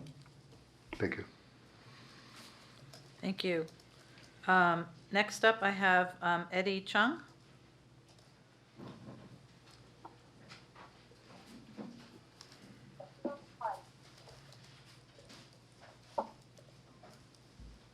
Hi, good afternoon, board members. My name is Eddie Chung. My employee ID is 15926. My classification is storekeeper 2. I work out of the Oakport facility that's off of the A80 freeway across from the Oakland Coliseum. In my opinion, my humble opinion, Oakport facility is the lifeblood of East Bay MUD. Why do I say that? It's because we touch every part of the district. Crews from all the yards come to our yard to get supplies to finish their projects. We also deliver materials to all the job sites, whether it's North Yard, South Yard, East Yard, including Castaneda, and also upcountry, Pardee and Comanche. So that's why I say Oakport is like the blood life of the East Bay MUD. And in that way, when Oakport sneezes, I believe East Bay Mud could catch a cold. And conversely, when East Bay Mud sneezes, Oakport could get sick. That's why you have to understand why we at Oakport are so concerned during this crisis. Yesterday, one of my colleagues, his name's Sean, had to go take care of his father. His father is in an assisted living facility. He felt some pain, and they had to send him to ER. He had to go up there, but he couldn't go and touch his father or be near his father because of the situation that we're in, even though he was wearing a mask and he was wearing gloves. Another one of my colleagues, his name is Miguel. His father called him this past weekend, telling him that he was out of groceries. Miguel had to go and buy groceries for his father, 2 bags worth. But he had to leave it at the front door because he didn't want to infect his father. He had to leave it at the front door, go back to his car, and let his father come open the door and take the groceries in himself. What I'm saying, I know is not unique. These things are happening hundreds of times all over the country, thousands of times all over the world. And that's my point. We are just like everybody else. We're like you, we're like our rate players, we're like the community. We're humans. We're not superheroes, even though we do provide essential services. The district needs to understand that. And the district and management needs to keep that in mind and needs to understand that at every opportunity, they need to keep the employee's safety and the employee's family's safety first. We hope the board moves toward ensuring all East Bay Mud employees have a safe working environment where we can continue to provide critical water and wastewater service in the midst of this coronavirus pandemic. I am Local 444. I am an East Bay Mud employee. I am part of civil defense. I am ready to answer the call when it comes. Thank you. Thank you. Just want to, I'm being a little bit liberal with the 3 minutes, but we do have a lot of cards. And if you need to go over, that's fine, but just try to, please be mindful of the time. I know y'all have very important things to share with us. Next up, I have Florentino Munoz.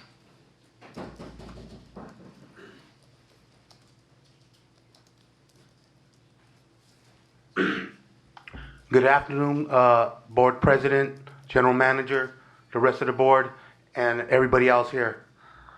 My name is Florentino Munoz. I'm an asphalt paving raker with 25 years of experience of service. My initial concerns is that management will drop the ball like our government did by not taking action. Drastic times come with drastic measures. Let's not repeat the Spanish flu. As an asphalt paving crew of 8, working out in the field, there is ample opportunity to come in contact with the public. Even though we try to keep social distance and use our personal protective equipment, we still want to do our work. By not knowing where the district stands with their employees creates a stressful and unsafe work environment. As civil defense employees, it is time to defend not just the customer, but the employees. I know the gravity of the situation we are all in, but I have confidence if we work together, we will prevail. East Bay Mud is a leader in water quality, and I believe we can still continue that leadership and quality with its employees. Thank you. Thank you. Paul Irvine.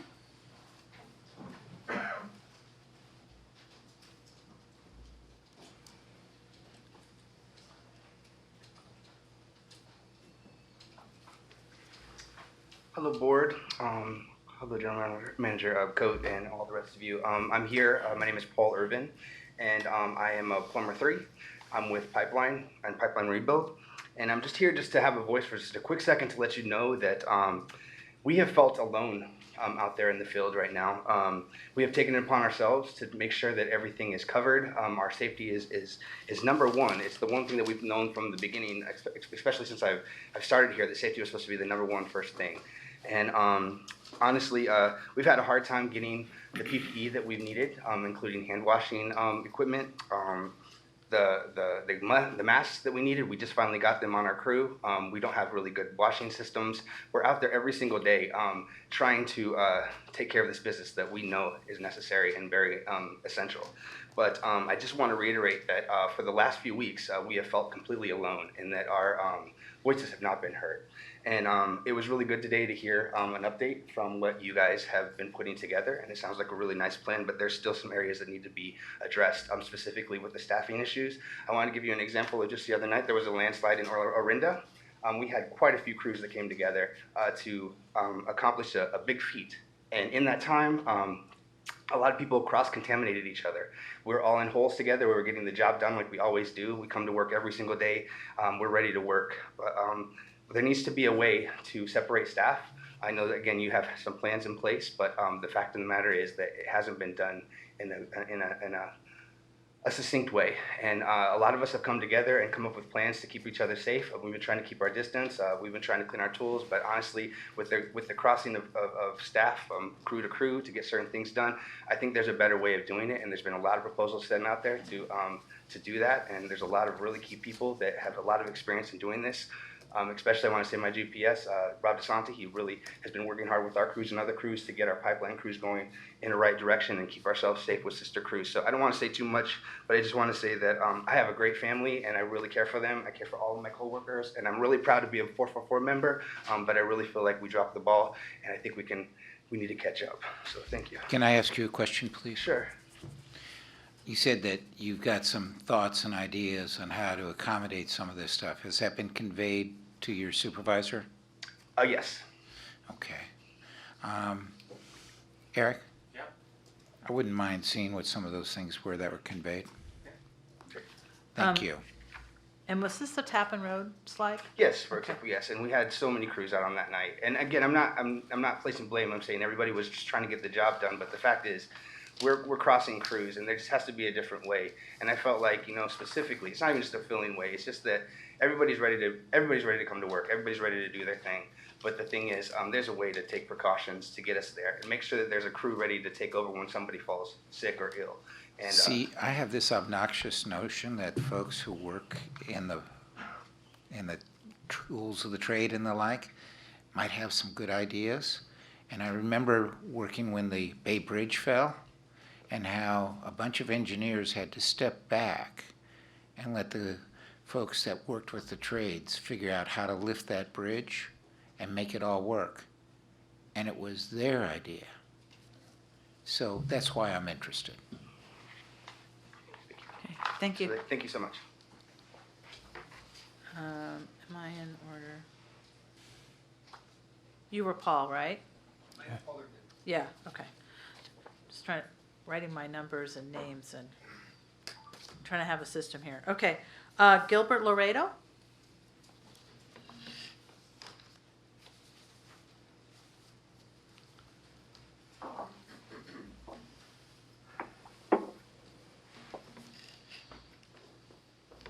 Good afternoon. Hi. Thank you for your time. I appreciate it, members of the board, Mr. Coate, and brothers and sisters here. I just been really quick. I knew what we signed up for when I first got hired here, going on be 17 years this August. I'm a plumber 3 out of Central Yard. Seen a lot happen here, a lot of good, and I really like working here. Some great people, their family, and I'm concerned for my family, not just this family, but my immediate family. My oldest brother was living with me. He's got colon cancer, and I have to look after him because my parents are gone. So my concern is, like Paul and some of the previous speakers spoke about, we don't feel like we're necessarily protected. So I sent him to live with another family member out of the area, just so that I could be here at work and provide for my family. My wife has an autoimmune disease, so I'm just concerned that I feel like we dropped the ball in certain aspects. I know everybody's doing what they can. We've presented ideas to supervisors, what we can do to flex staff, what's important, what's not important. So I'm just here today just to kind of voice my feelings on how I feel about it. And I know we're all scared and nervous, but I definitely have confidence in the union and in the board that will come to a resolution that will work and be safe for all of us. I don't want to see anybody get sick. I've already hearing horror stories, and it's scary. And I don't want to see anybody or hear anybody from the district or any more people for that matter. But it's a reality we have to face, and it's tough right now. The numbers are ramping up, and it's probably only going to get worse. We're out in the general public every day, interacting quite a bit probably more than we're comfortable with. And hopefully we come to a resolution today. I appreciate your time. Thank you. Thank you. Rochelle Verspuy? Good afternoon, board members. My name is Rochelle Verspuy. I am a wastewater treatment plant operator and have worked for the district for 7 years. I'm speaking today to urge the board to expedite implementation of paid administrative leave in order to protect and preserve our workforce who provide critical services to our communities during the COVID-19 outbreak crisis. At the wastewater treatment plant today, I came into direct contact working with other operators, mechanics, instrument technicians, and trainees. We are a workforce that is required to come into close contact with one another in order to do our jobs. For example, I can't maintain my 6 feet of distance while teaching my trainees how to derag pumps or how to maintain and operate equipment in a loud industrial environment. It is impossible for operators to practice social distancing at all times in order for us to do our jobs. If one of us gets infected, we all get infected. This is currently happening at the Santa Clara Valley Water District, where 1 employee is infected and is forcing 8 employees to self-quarantine for 14 days, including the CEO. This is currently happening at San Jose Santa Clara Wastewater Plant, where 1 employee is infected and is forcing 17 employees to quarantine for the next 2 weeks. If 17 of our wastewater operators are forced to quarantine right now, that would be nearly 1/3 of our wastewater operations workforce.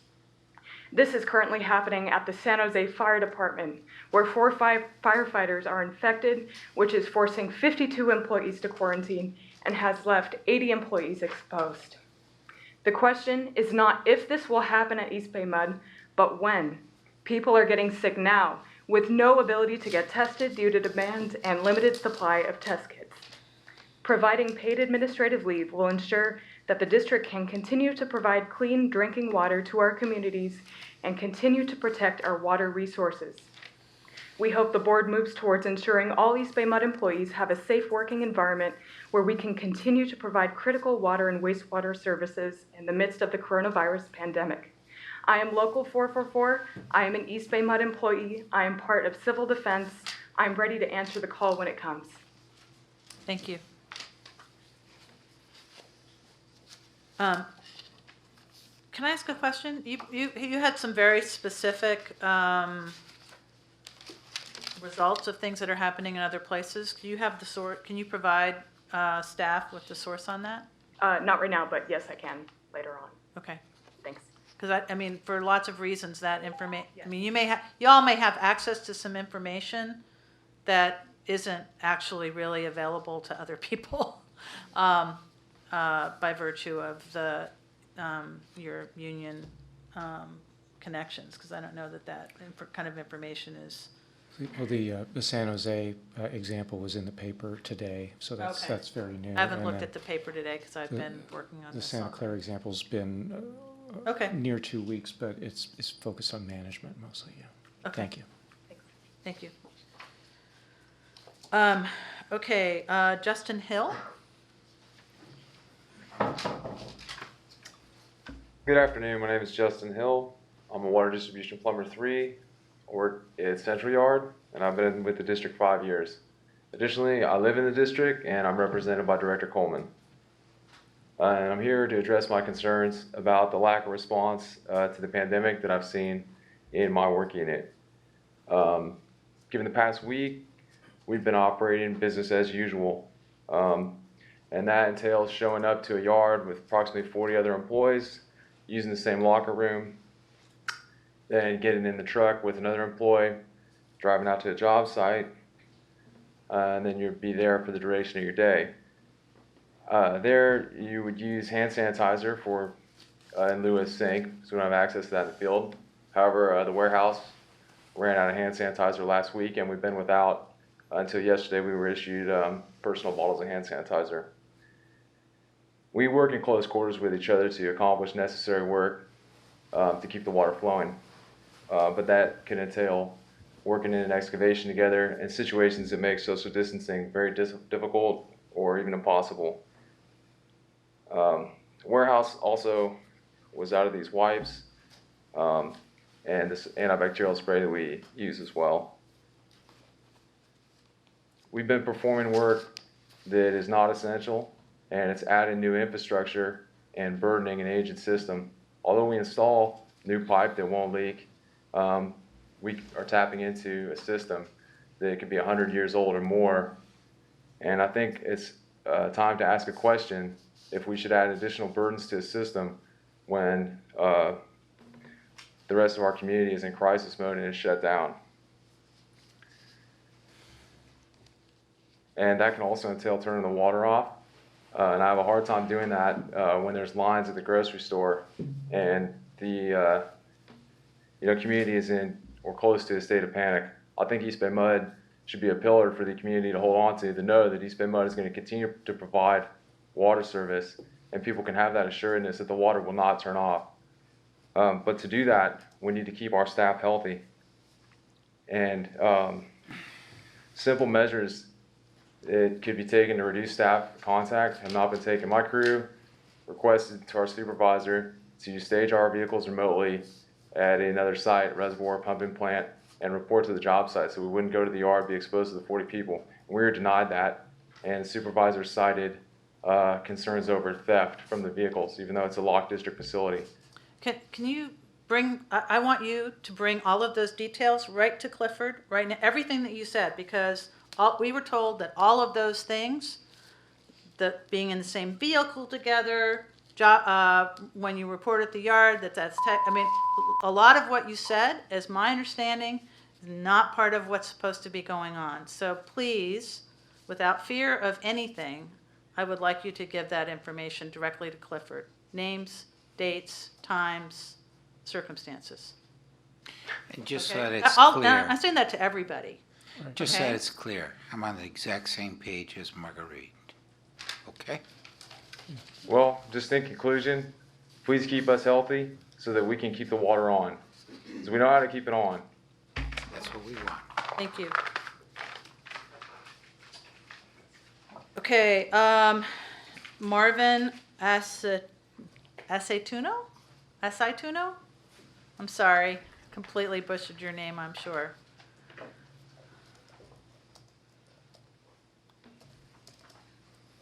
Hello, everyone. My name is Marvin Aceituno. I work for Fleet, been here at the district 13 years. Also a ratepayer.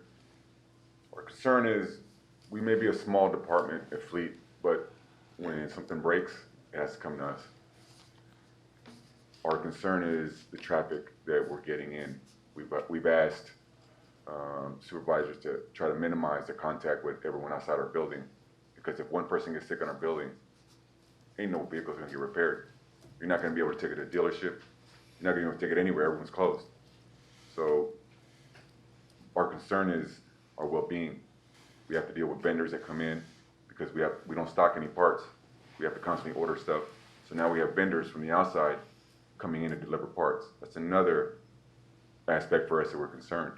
You know, we're interacting more closer, at least in our little building, than we like to right now. On a normal basis, it's okay. We got guys that they're getting these emails and memos that they're reading, and it's throwing them into a panic. They don't know whether they should stay home with their families or come to work because they're getting exposed. Our main thing is to be a good support for the district whenever we're needed. But if one person gets sick in our department, it's going to shut it all down. As a 444 member, I'm a civil servant. I'm here to serve whenever you guys are ready. But if I'm sick, if someone's sick, we're not going to be able to do it. Our concern is just our safety. We want to know how we can move forward. and no one seems to have any answers, at least down where we're at. Can I ask you a question? Yes. On the vendors, are these deliveries or are these salespeople? Deliveries. Okay. Because unfortunately in our department, they look at numbers and not foreseeing the future. We've told them plenty of times, years ago, you need to stock more things in case something happens.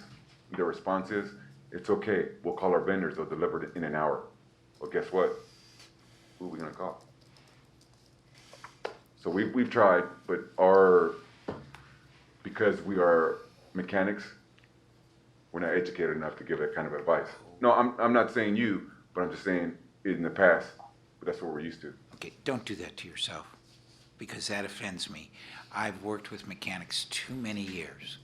You are smart guys who have an instinctive understanding of the infernal combustion engine and all the things that are associated with. I hold mechanics in the highest respect for their knowledge and their skill. So don't say you're not well educated, because I know you are well educated. No, I mean, we feel we are. It's just other people, that's how they look at us.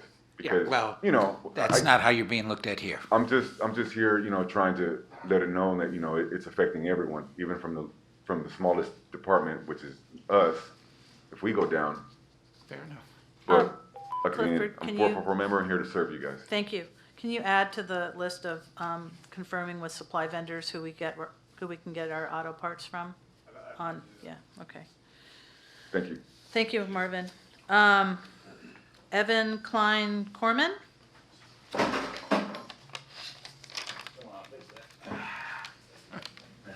You broke it, you gotta buy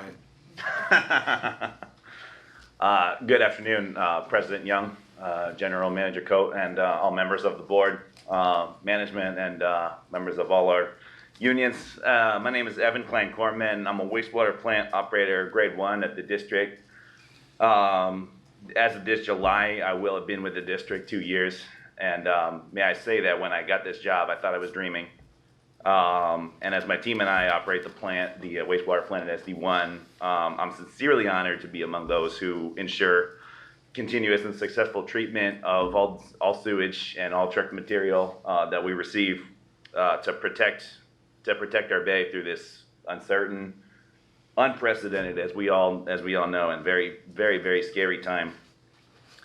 I'm also a shop steward among wastewater plant operations, as well as recording secretary for ASME 444. And as a shop steward, my fellow union members have looked to me.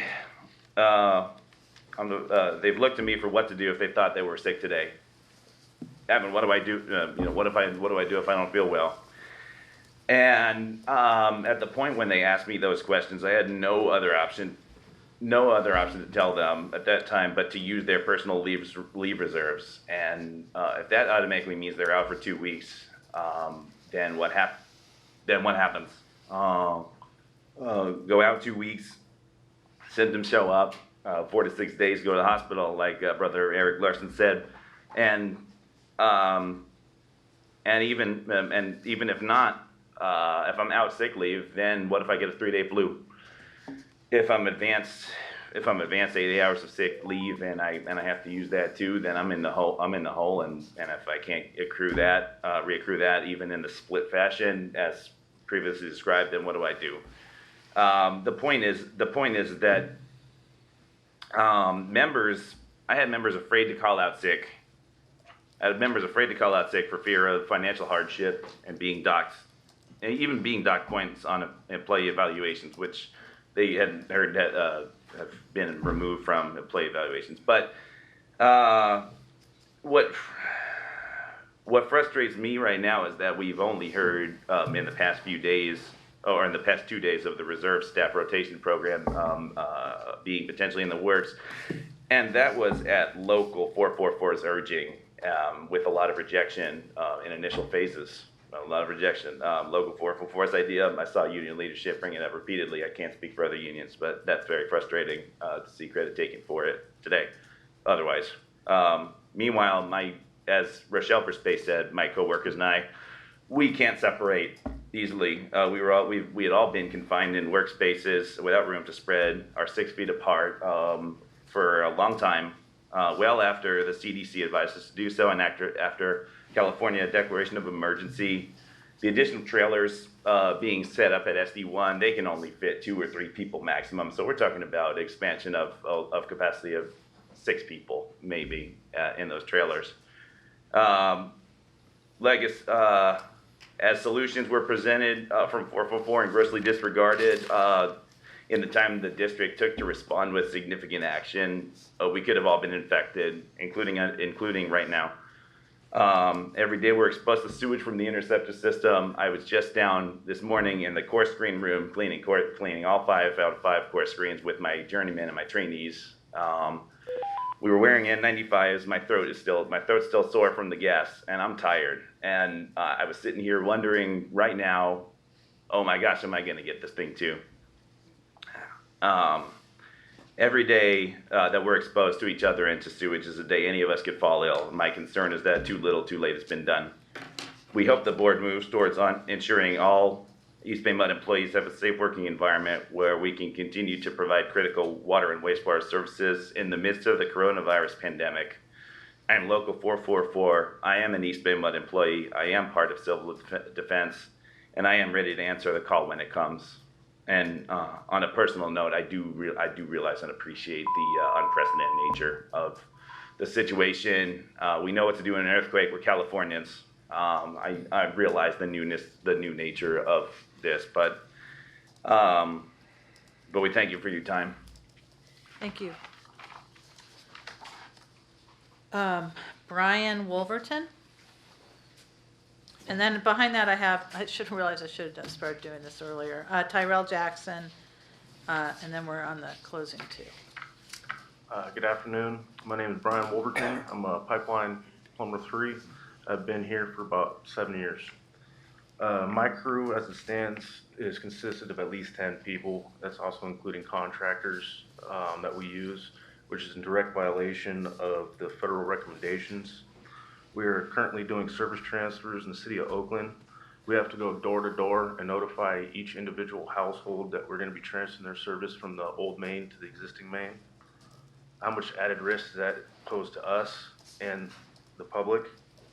Another fact that concerns me is that I'm coming to the end of this project and I have to take the old main out of service, which entails shutting the main down for 48 hours, which I have to notify and affects 50 households for 4 to 8 hours. It's for something that is not an emergency and they can't leave their home. Like, what is the public view and impact? And from my understanding, we've been budgeted out through June, and we've hit our goals, especially if you consider that the 2.5 extra miles that we put in last fiscal year. Like, you've gotten your money's worth. Why are we being put at risk? So, thank you. Thank you. Tyrell?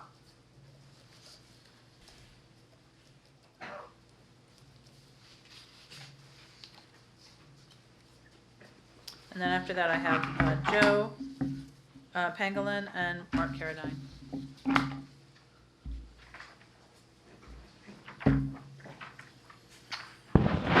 Good afternoon, President Young, board members, General Manager Coates. It's a new normal, so that's why I'm doing this new normal. Once again, I want to thank the district for their efforts, but unfortunately, they're coming up a little short. In the maintenance yards, you have 40 some odd employees. You only have so many vehicles. So we're sharing vehicles on crews. Actually, in order to get gas, you have to go to a gas pump where someone else could have touched it, and we're gassing our vehicles up.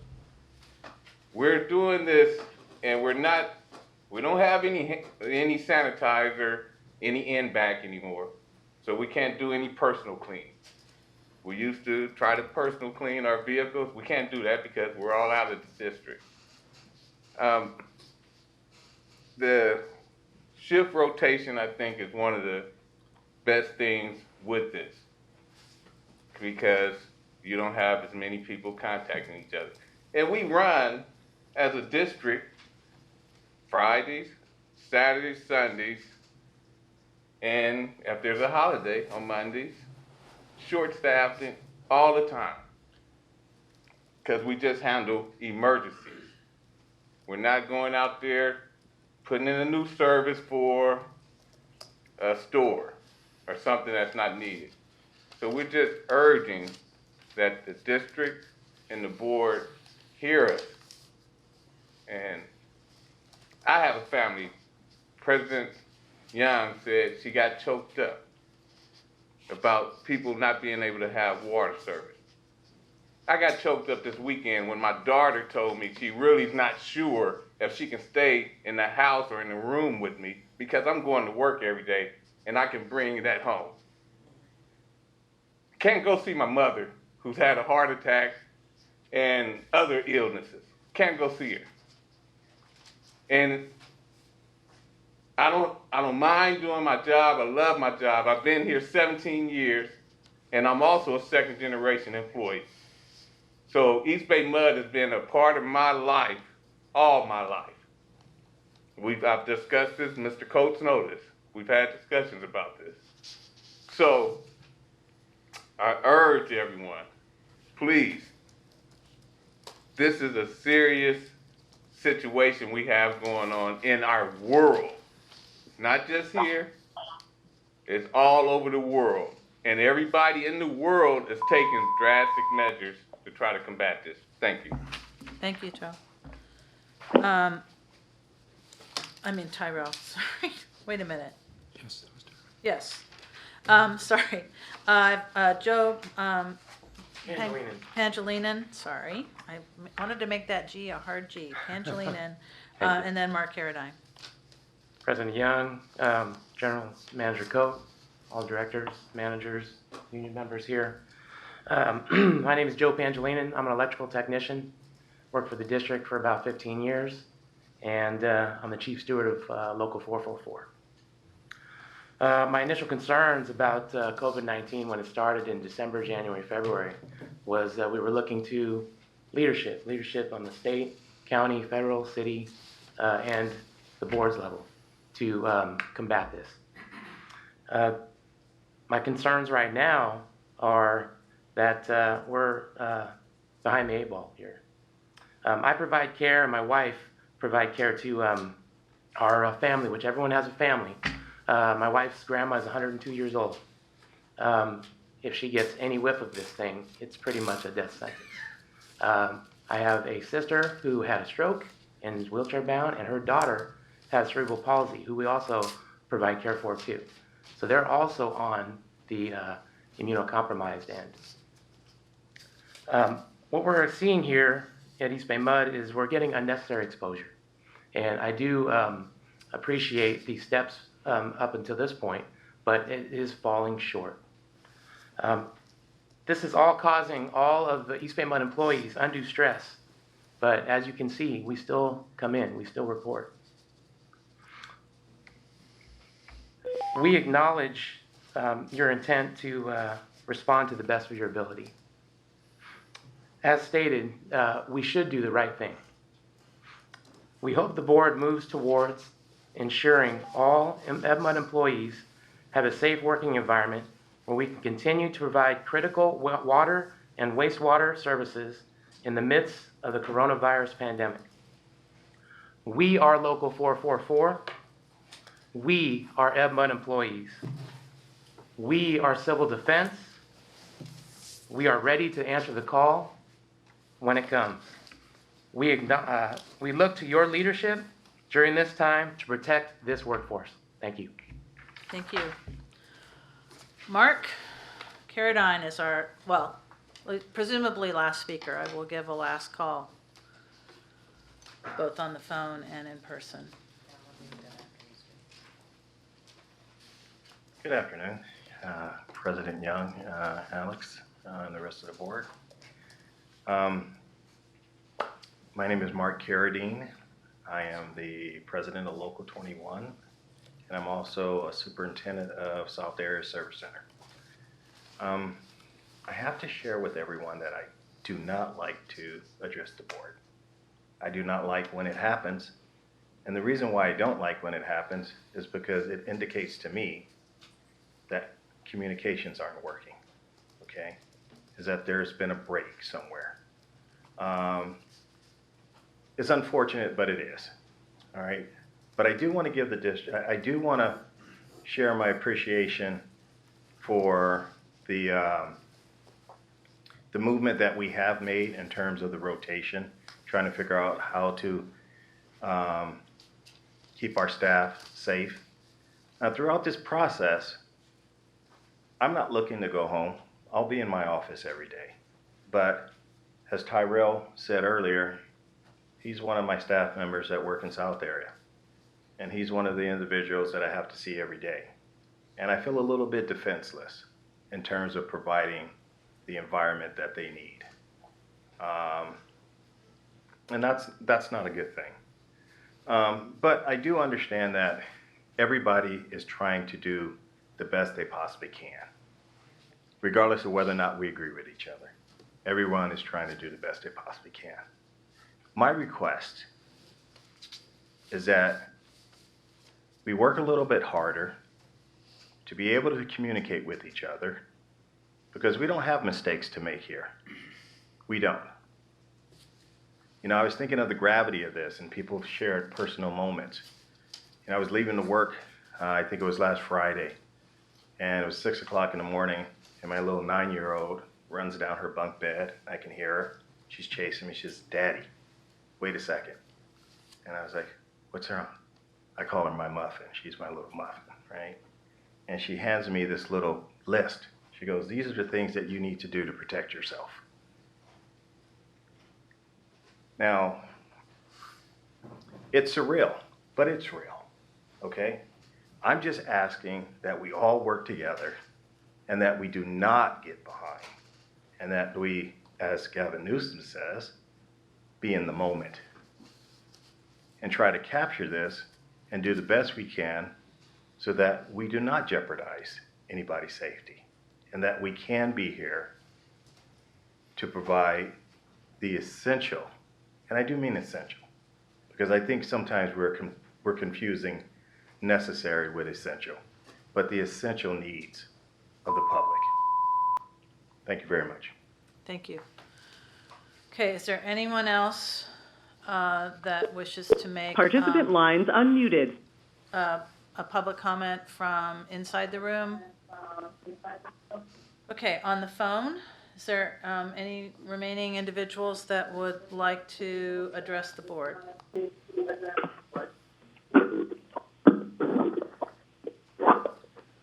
Okay, we are open for discussion. Participant lines muted.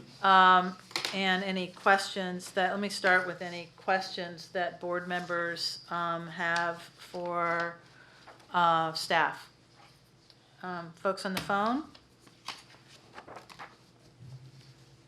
If I might. Hang on a second. I'm sorry. Is there anyone, any of our members on the phone that would have a question for Alex or I Clifford? can go after Frank. I'm happy to go after Frank. Okay, so let's start with Frank and then follow with Doug.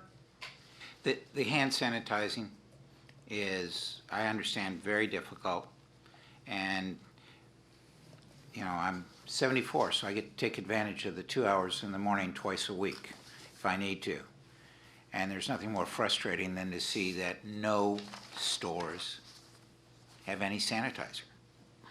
So to the extent that you can address the concerns here, and I'm going to make a proposal that I know I can't do, but I'm going to say it anyway, to the extent that we can find a small bottle for individuals to take home also, that would be something that could go a long way. That's all I had, Marguerite. Okay. Doug? Thank you. So I want to, first of all, I can't see anyone there, but I greatly appreciate the comments we've heard today. I wish I could see you all face to face. I listened very intently and took notes. So I do share with us all that our highest priorities must be our employee and workers' protection and health and well-being. And I don't think that that's at odds with our ability to be civil defense workers and to be on the front lines of making sure there's a reliable supply of water for everyone. What I'd like to do, though, is I'd really like to, I think there has been a communication breakdown. That's certainly one of the things that I'm hearing a lot from the speakers today. And I'd like to give the opportunity to Alex and Clifford and anyone else who would like to really reply and address some of the concerns and some of the communication issues and how we're going to deal with that going forward. So again, looking for a way that we can all feel like we're in the same boat, on the same side, pulling on the same line to get these things accomplished in a very difficult time. Alex and then Clifford? Or? All right. Yeah. Thank you, Director Linney. I had hoped to, under General Manager's report, have an opportunity to say a few words in response to all of the. Do you want to start? Actually, why don't you go ahead and we didn't choreograph this very well. Why don't? Right. I just thought maybe I can respond generally, and then Clifford can probably respond to a few specifics. Is that what we were asking? What Director Linney was asking? I think responding to Director Linney's comment, but also. Maybe I can do it after we hear from all the board members. Is that what you're suggesting? No, you can go now or after. I'm not. Whatever you think is best. I think both. I think this is an opportunity for communication with our management and with our employees in a way that perhaps isn't the same opportunity you've had to date. And the board doesn't need to get in the middle of that right now. And we're going to have comments and specific questions and everything. But I just thought it would be appropriate for you guys to respond in some ways to what we've heard. All right. I would agree with that and like to say a quick word at some point. Go ahead. Yeah, everybody's going to get a shot, Bill. All right. Well, so it is. It's been very moving to hear all of the comments from all of you. Over the years that I've been here and that we've worked together, it's been really important that I maintain your trust. And this has been for me and for the rest of the senior management team and all the managers that I work with, because that's who I really see most of the time. It takes extra effort for me to get out and actually see folks that are in the field, and that's just the way it is. It's been a very, very challenging time as we try to deal with something that we haven't really grappled with before. We do, as I've shared with others, a fantastic job. As you've closed out all your statements, you've talked about how you stand ready to serve, and I stand ready to serve with you. And we do a great job when we have disasters. And those disasters usually happen really fast. There are earthquakes, or there are floods, or it's fire on the watershed, or sometimes it's not so fast as public safety power shut off. But we do a great job, and we don't really ask. We just go do, and we know how to do it, and we're a really good organization that way.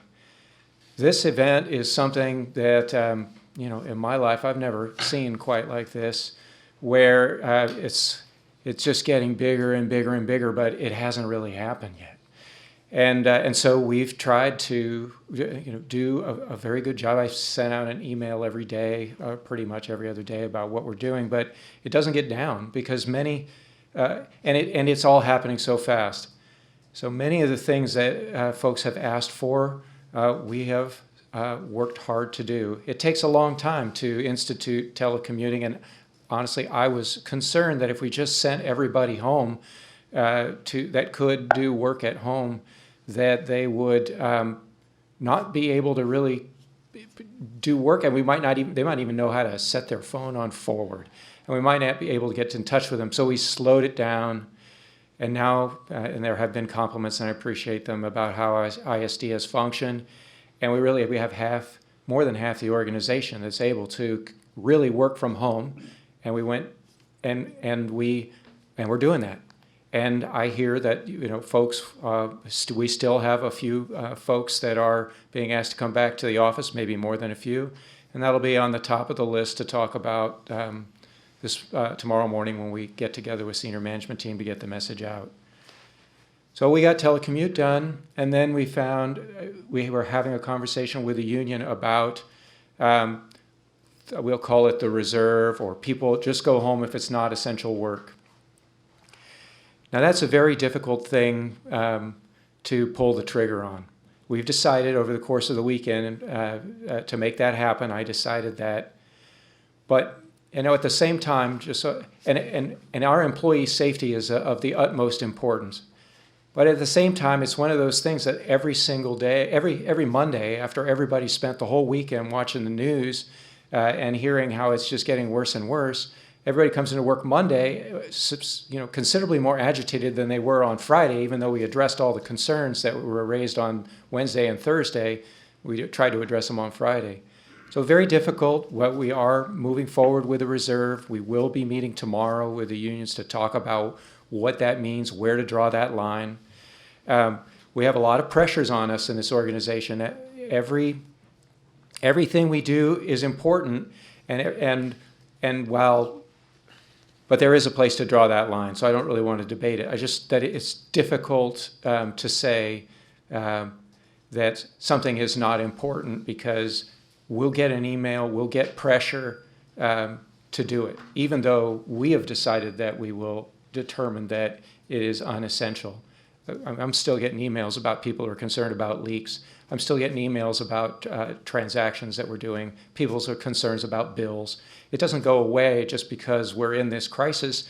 People got more time now at home to actually contact us and to contact me about their issues that they would normally be pretty busy with at work. So I'm rambling a little bit, but I want you to know that you all mean a lot to me. I know you mean a lot to this board. You can see how it impacts our board members and how emotional this subject is. I have been in constant communication with the board president, trying to make sure we're on the same length with what we're doing next, and seeking, so thankful of the support of the team. And we'll get right on it tomorrow. We'll start talking about the reserve, and I hope that we'll find a place where we can continue to do the work that we need to do, and also be able to put some employees in a reserve, in a rotation, so that they come in if we need them when folks go out sick. And I hope that I really hope that this thing doesn't get as bad as it's been made out that it possibly could, but having a reserve will help us if and when that happens. So I hope you can feel the earnestness in what I'm trying to say, how important each and every one of you is to me, and we'll try to make further progress. So that's in terms of our relationship and the reserve. We definitely can do a better job on communication. A lot of the things that you have raised about lack of sanitizer, about having to be in the same truck together, about your thoughts about how we can do social distancing. We have talked about those, and at the emergency operation team, we have made it clear that we want to do those, and yet getting it into the organization seems to be difficult. And so we're going to redouble our efforts on that, and we're going to make a lot of those things that you continue to have difficulty with. We're going to address a lot of those things, because we do have stuff in the warehouse. We have distributed sanitizer, or so we thought, to everybody. We are mixing that stuff ourselves. Just need to get it into our organization.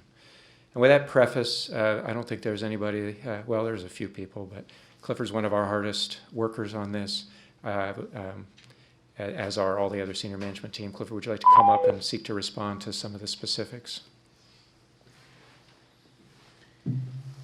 I'll just address a couple of issues. Certainly on the reserves, I want to make it clear, I've been talking to the managers, and that should be starting. I mean, although we're going to have the meeting and discussion with the unions, that's starting tomorrow. So there will be staff that will start the rotation while we continue to have the discussion. I don't want anybody to think that we're waiting for that discussion to start the rotation. I think the second thing that Alex was talking about, as well as the board members, is the communication, and we need to work and do a better job on the communication. And then we also need a better job to have a conduit from the staff level so that they can get their information up to the emergency operations team so that we hear any concerns very quickly. And a third thing that we were talking about too, and this was actually at the suggestion of Eric Larson, and I think it makes sense. And I think it was last week you had talked about having the union members part of the emergency operations team. And I think that makes sense. I think there's a breakdown in the communication, and I think hearing directly from each of the presidents makes sense. So we will be reaching out to each of the presidents to look at getting you a role on the EOT so that we get this information faster and you get this information faster down to your members, because it's not working well and we're open to any ideas to improve that communication.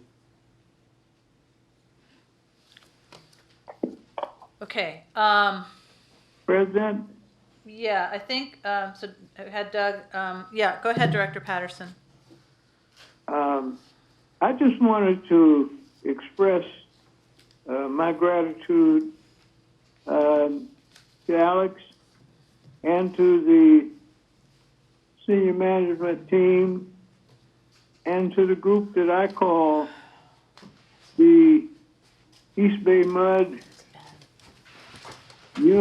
Unity Council of Unions, because you have all come together today with some communication that has gone both ways, and the necessary ingredients going forward for the health and welfare of our staff is at the forefront of all of this COVID-19. We've never had anything like this before. The PG&E got us in the mood and ready where we shine. Well, this is another opportunity. We were pushed there by the feds, by the state, when the governor made his declaration, and then by the county. But I think we are ready and up for the task. In the short period of time, we have communicated with each other as we needed to. We didn't have the organization to have it final, and so it was not done by a protocol. It was done by a need. The expressions from the union on behalf of those they represent is a needed ingredient for the operations unit to do planning going forward and to learn how to be inclusive, at least with the communication, so that there is knowledge all the way. So I just wanted to express my gratitude for those who came forward to speak today. I wanted to express my gratitude for Alex still being here, sitting in the seat when he didn't have to be, and helping us through this emergency. And that's what the unit left on the agenda to approve, declaring this emergency. And after this is passed, we now have a direction. It was a very short period of time until we got to a board meeting where we could have this kind of conversation. I'm proud of all of my board members, the way they have chipped in, the way that they think about EBMUD, our staff, going forward, and particularly doing this and getting this unification helps us serve the people out there. The COVID-19 affects every ratepayer in this district.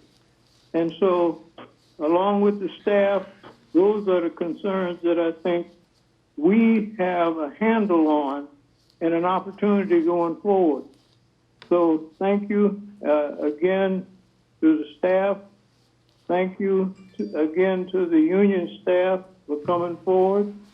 And let's go ahead and mix this up so that we get the best results we can and keep EBMUD on its leadership in. Thank you. Marguerite? Yes. Is it my turn? Sure. Okay, thank you. It's difficult, obviously, to have this meeting by phone, but first let me thank Labor for coming out and sharing their concerns. And I also, it's ditto with Bill Patterson, I appreciate all the work senior staff has done. Everyone knows this is a moving target. You only have to watch the news to see what's going on or not what's really going on. So it is a shifting target, and I believe if we work together in this, and I know we can, communication is the first key. I appreciate staff's communication about legislation that's going forward, and I appreciate and respect Marguerite as president of the board, but I really think in this moment in time that the board, it appears that the Brown Act, some aspects, are not in effect at this moment. I would appreciate if the board got up-to-date memos, phone calls, even special board meetings, so that we can all weigh in on this very important and serious matter. So thank you, Labor. Thank you, senior staff. And I know we can work through this together. Thank you, Lisa. Marguerite, Director this is John, Coleman? if there's a President chance. Young? If somebody else is. John? Sure, I mean, yeah, I'll just be real quick. I'd like to echo a lot what Bill and Lisa said. I do appreciate all the comments made by the East EBMUD staff members who came today or called in today to participate. I know it was not easy. I also really appreciate all the efforts of Alex and his staff. They have done the yeoman's job, and I'd also reiterate what Lisa just said. President Young has done a phenomenal job working with the board and staff to make sure that we're in communication and that we're able to do what we need to do. I'm very proud of what we're doing. Do we need to make some tweaks? Yes, we do. Will we make some tweaks? Yes, we will. But we're dealing with something that's unknown, and I'm proud of what East EBMUD's doing. I'm proud of what the state of California is doing, trying to address this crisis. And I do believe if we work together, we will resolve the issues, and we will be able to meet all our goals and desires for our ratepayers as well as our employees. And with that, I'd just like to say thank you. Okay. Thank you, John. Andy? Thank you, President Young. It's concerning to hear feedback from our employees, who we regard as part of our EBMUD family, that the safety practices that have been planned by our general manager and senior staff are not necessarily being implemented as fast as we need. We need to have workplace safety protections followed. If a job function isn't essential, it should be done at home. And if it can't be done at home, employees should receive paid administrative leave and be on standby for essential work. Those principles are what I'm hearing from Alex, and I'm very appreciative of the hard work that he's doing and that the senior management team is doing, and that all of our staff who are being called in for this important work so that this can get done as safely as possible. It's been a very challenging last week or two. And this transition, a transition this major doesn't happen overnight. So I like the ideas that have been exchanged to be able to move forward and to find ways to better communicate. I strongly support including our bargaining units in the day-to-day operations communications, like having our union presidents or representatives in the EOT. And if we need a direct line for more assistance for a worker who's on the front lines and possible exposure, I'd like a later report back regarding if an emergency safety compliance ombudsman could help safety reports get handled right away. Some jobs are very complicated. I've been thinking about how we accomplish a main break, and when it's hard to have the social distancing that is required to be able to do the job properly. That's something where I don't have the answers. I'm interested in how do we do a job like that is urgent, that is essential, as safely as possible. I'm concerned that we need to think about all of the options to make sure that we're doing better and that we build on what we are doing well, but still leave space to talk, understand each other, and figure out options so that we can be safe in these tough times. Thank you. Okay. Did you want to? Marguerite, could I just have one additional word then? So I Yes, just want to Doug. make sure that the staff knows that we are supportive as board members here. We're not going to be able to, make the decisions or have enough meetings, nor should we get in the way, frankly, of the, as Andy just said, very complex type situations and how to deal with them. We do need everyone to pull together, but I want Alex to know, I want senior staff to know that, we consider the staff's health and safety our utmost concern. And whereas in normal times, we're always looking to make sure that we're staying within budget, these are extraordinary times. No expense should be spared in making sure that our employees can do their job. And as I heard today, everybody wants to do their job to provide this essential service and be able to be safe and keep their families healthy and safe at the same time, so that there's not a trade-off that way. So I just want you to know, everyone to know that we have you have our support, or my support certainly, for doing that. Go ahead, I'm done. You sure? Yeah. Okay. I talk too much. That's true. Tell Frank he can't whisper. He just said he talks too much, and I agreed with him. So this has been hard and very helpful. I in my day job, I represent, or I don't represent them. I'm not a business agent, but I report to union members who clean toilets and have pretty much all been laid off. The janitors in commercial office buildings, because the commercial office buildings are closed. They don't need to be cleaned right now. We represent airport workers who've been laid off. We represent security. I think the security guards are still doing okay, actually. But then on the flip side, we do represent lots of public sector employees, many of whom are still working. Because they're doing, social work and public works and other things that need to continue. A lot of them able to do it telecommuting. But the largest number of people that my union represents are healthcare workers and home healthcare aides who are supporting our most vulnerable people, and they can't social distance in the work that they do.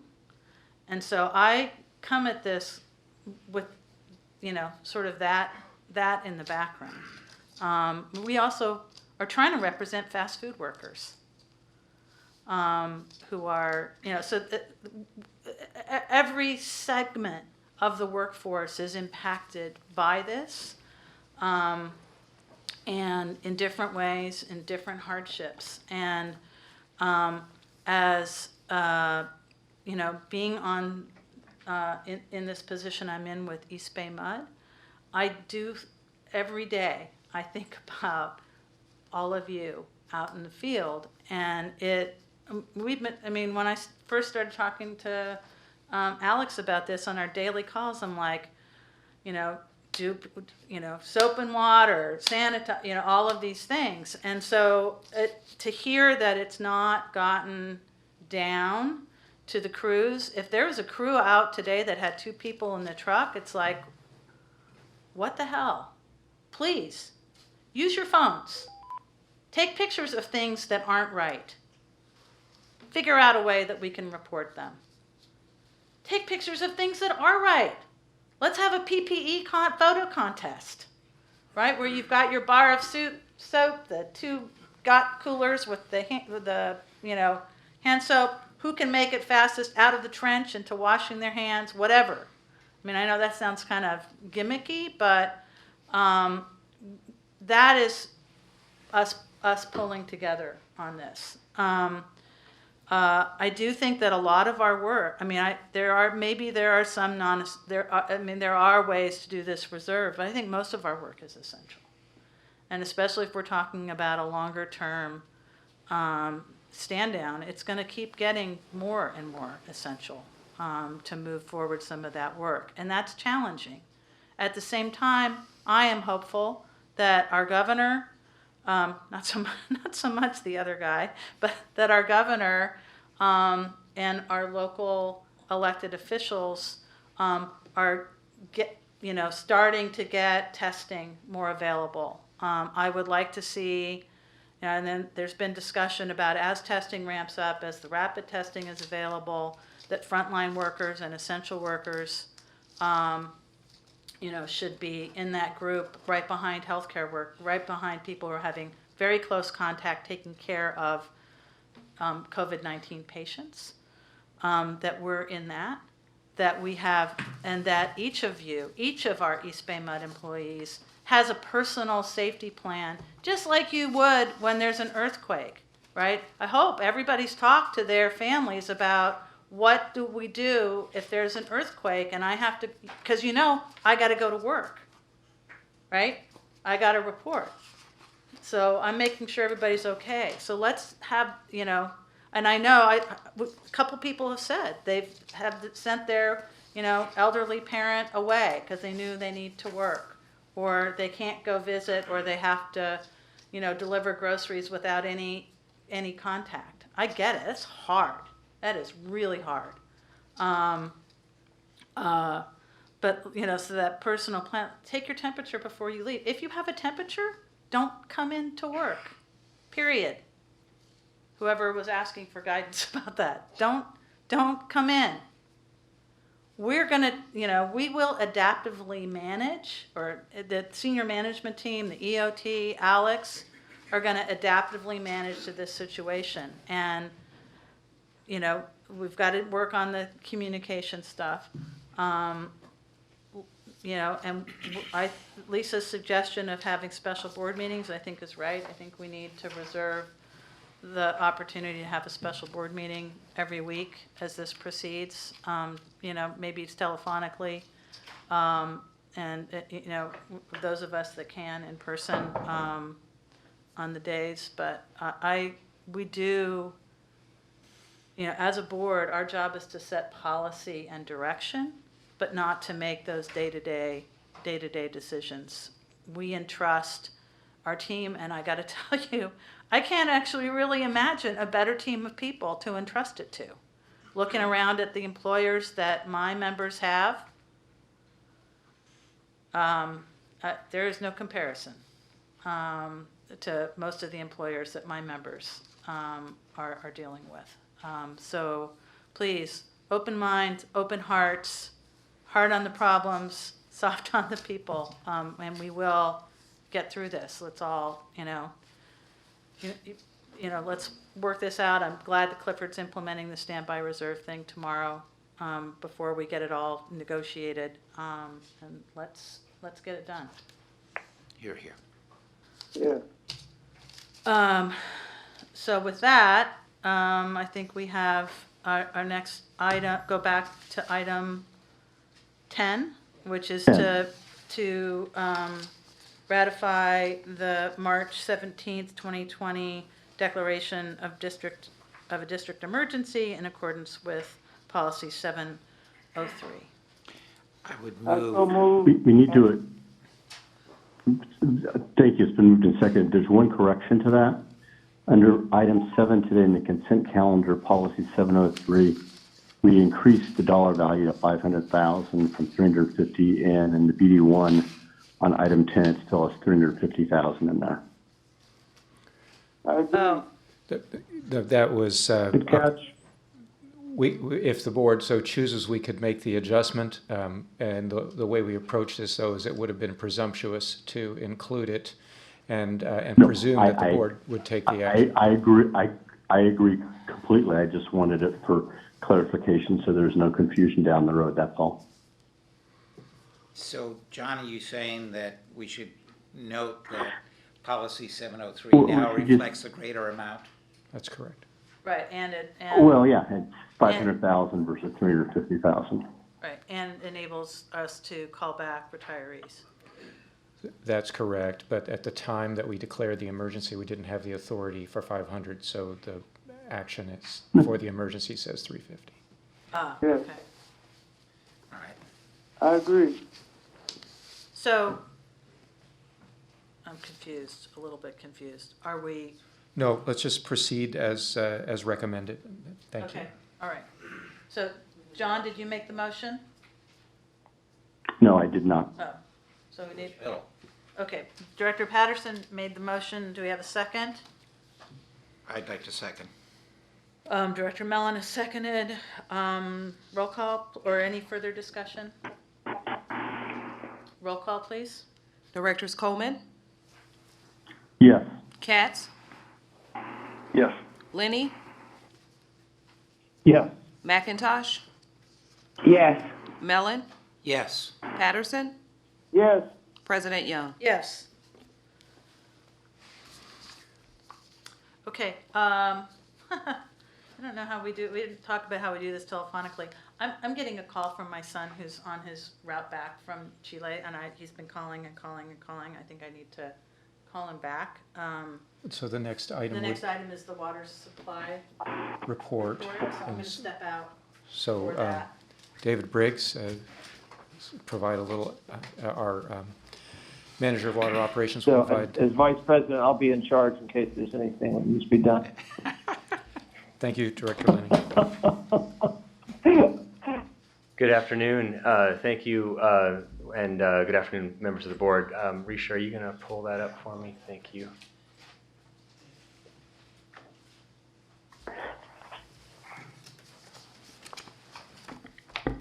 Okay, good afternoon again, and happy to give you the latest on the water supply forecast, and we'll also give you a little bit of a perspective on statewide conditions. And also happy to present some good news, as we've seen a change in weather pattern in the past couple weeks or so, and taken us out of what was a record dry February. So first, just beginning with the water production, and as we've shared for the past several updates, water production, which for this year was shown in red for fiscal year 20, by and large for the first 7 months or so of the year was tracking last year. But beginning in February, we saw a pretty distinct departure as we got into the very dry and hot month of February. And then just as quickly as it came up, it's come back down again with the weather changing starting about a week ago. We're now retreating back down to levels that we've seen last year. And from here, it is a little bit difficult to predict what's going to happen, as we know that there's a strong weather component for our water production throughout the spring. But our best guess is that water production on an average MGD basis will be approximately 166 MGD for the whole year, which is about 3 or 4 MGD above last year.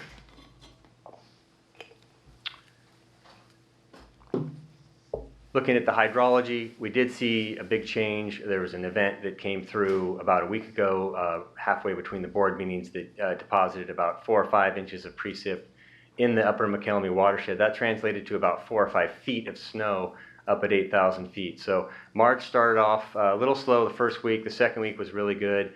And we do have another inch or so of precip forecasted for the next 2 or 3 days. So we have a good chance of rounding out March at about average. That would still get us to be in the high 60s or 70% of average as we go into the last 2 months of the water year. And locally, not quite as plentiful. Really, when you take a step back and look at local precipitation, you can see that really with the exception of December, and I suppose September as well, with the exception of those 2 months, we've struggled to get even half average precip locally. And 2 months, we've received actually 0. So our numbers for local precipitation are very low at 42%. We should get another couple tenths here in the next week, but we'll be lucky to get half of average for March locally.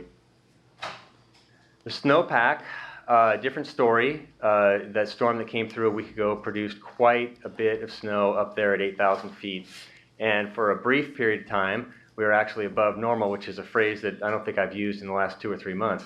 But as happens with a very rapid snowfall over a short period of time, that snow will compress, and so we've seen that the depth of that snow come back down as it's densified, and we're near average levels. Looking at that depth here, 92% of average for the snow depth.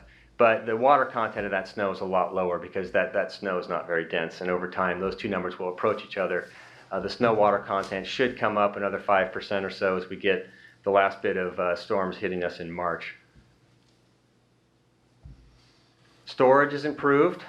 Last briefing we were at 591,000, I believe, of total storage. That's actually come up a couple thousand acre feet. First time we've seen that in about 6 weeks or so. And the river is running quite low. The river flow peaked, inflow into Pardee peaked at about 1,700 CFS last week, but then rapidly receded down to about 400 CFS. So the river is running quite low. And with this recent bump in precipitation that we've seen in the second week of March, we're out of the critically dry category. We're now merely dry in terms of our river index. So that it's gotten us out of that category. We probably will not see enough precipitation for the rest of the water year to get us into below normal. So it's a dry year looking like. Statewide, the Sierra up and down, 40s, 50% of average to date. The state water contractor allocation is at 15%. DWR is going to do a snow survey first week of April. Word on the street is that allocation, it'd be lucky to stay at 15%. It might come down 5% based on the snowpack statewide. Looking at our precipitation in the McElmy watershed, you can see that we got a significant bump last week with the 4 or 5 inches coming in, and it vaulted us above 1977 safely. And even with a wet hydrology from here out, 1 year out of 10 being this wet, shown in the blue line, we're still well below average. So we'll see where we end up. But we'll be below average almost certainly at this point in terms of precipitation up there. And then finally, storage, still seeing quite a span for difference in carryover storage and intermediate storage throughout the summer. The wet hydrology will give us a full carryover, which would be great if we see that for the next 2 months or so, 2.5 months. The dry forecast shows us at 545, which is good. That's come up a lot based on what we saw in the last week. That really made a profound difference in our carryover storage. So we're safely above 500,000 acre feet with the dry hydrology and the no precipitation forecast. So that's 99, 100% exceedance type of hydrology. The zero precip to come would still get us at about 510,000 acre feet. So we're not in great shape right now. It is a dry year, but we are certainly out of the danger zone and in much more of a manageable situation. So happy to answer any questions that you might have at the end of this very long day. Any questions from our board members? Thank you, Dave. Thank you, Dave. So the final item. Everyone be staying well. We got a couple things left, Lisa. So the final item Go fast. is just a bit of positive progress here. We have been working to be in a better position to notify our customers during outages associated with main breaks or other. And we're going to begin in April next month to notify those that are affected by unplanned outages. We can do this by email and text message. And this is something that we haven't been able to do before, previously or up until now. If you were out, The conference is scheduled to be over in 15 minutes. To extend the conference duration by 30 minutes, press 1 now. We should be okay.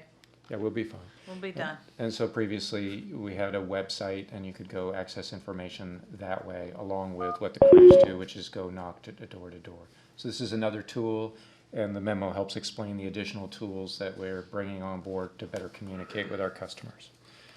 And then finally, you have the latest Speakers Bureau, though given the social or physical distancing, a lot of public speaking and outreach has been put on hold.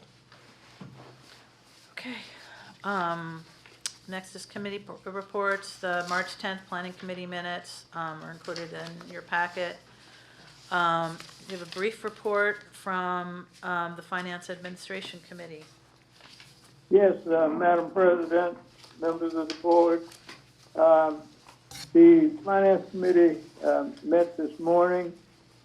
There was a review of a partial report from our semi-annual audit being conducted within the district.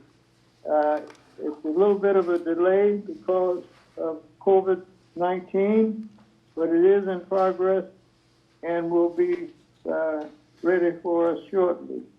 A review of the revisions, there were 5 district policies, no financial impact. Those were approved and recommended, and you have already passed them.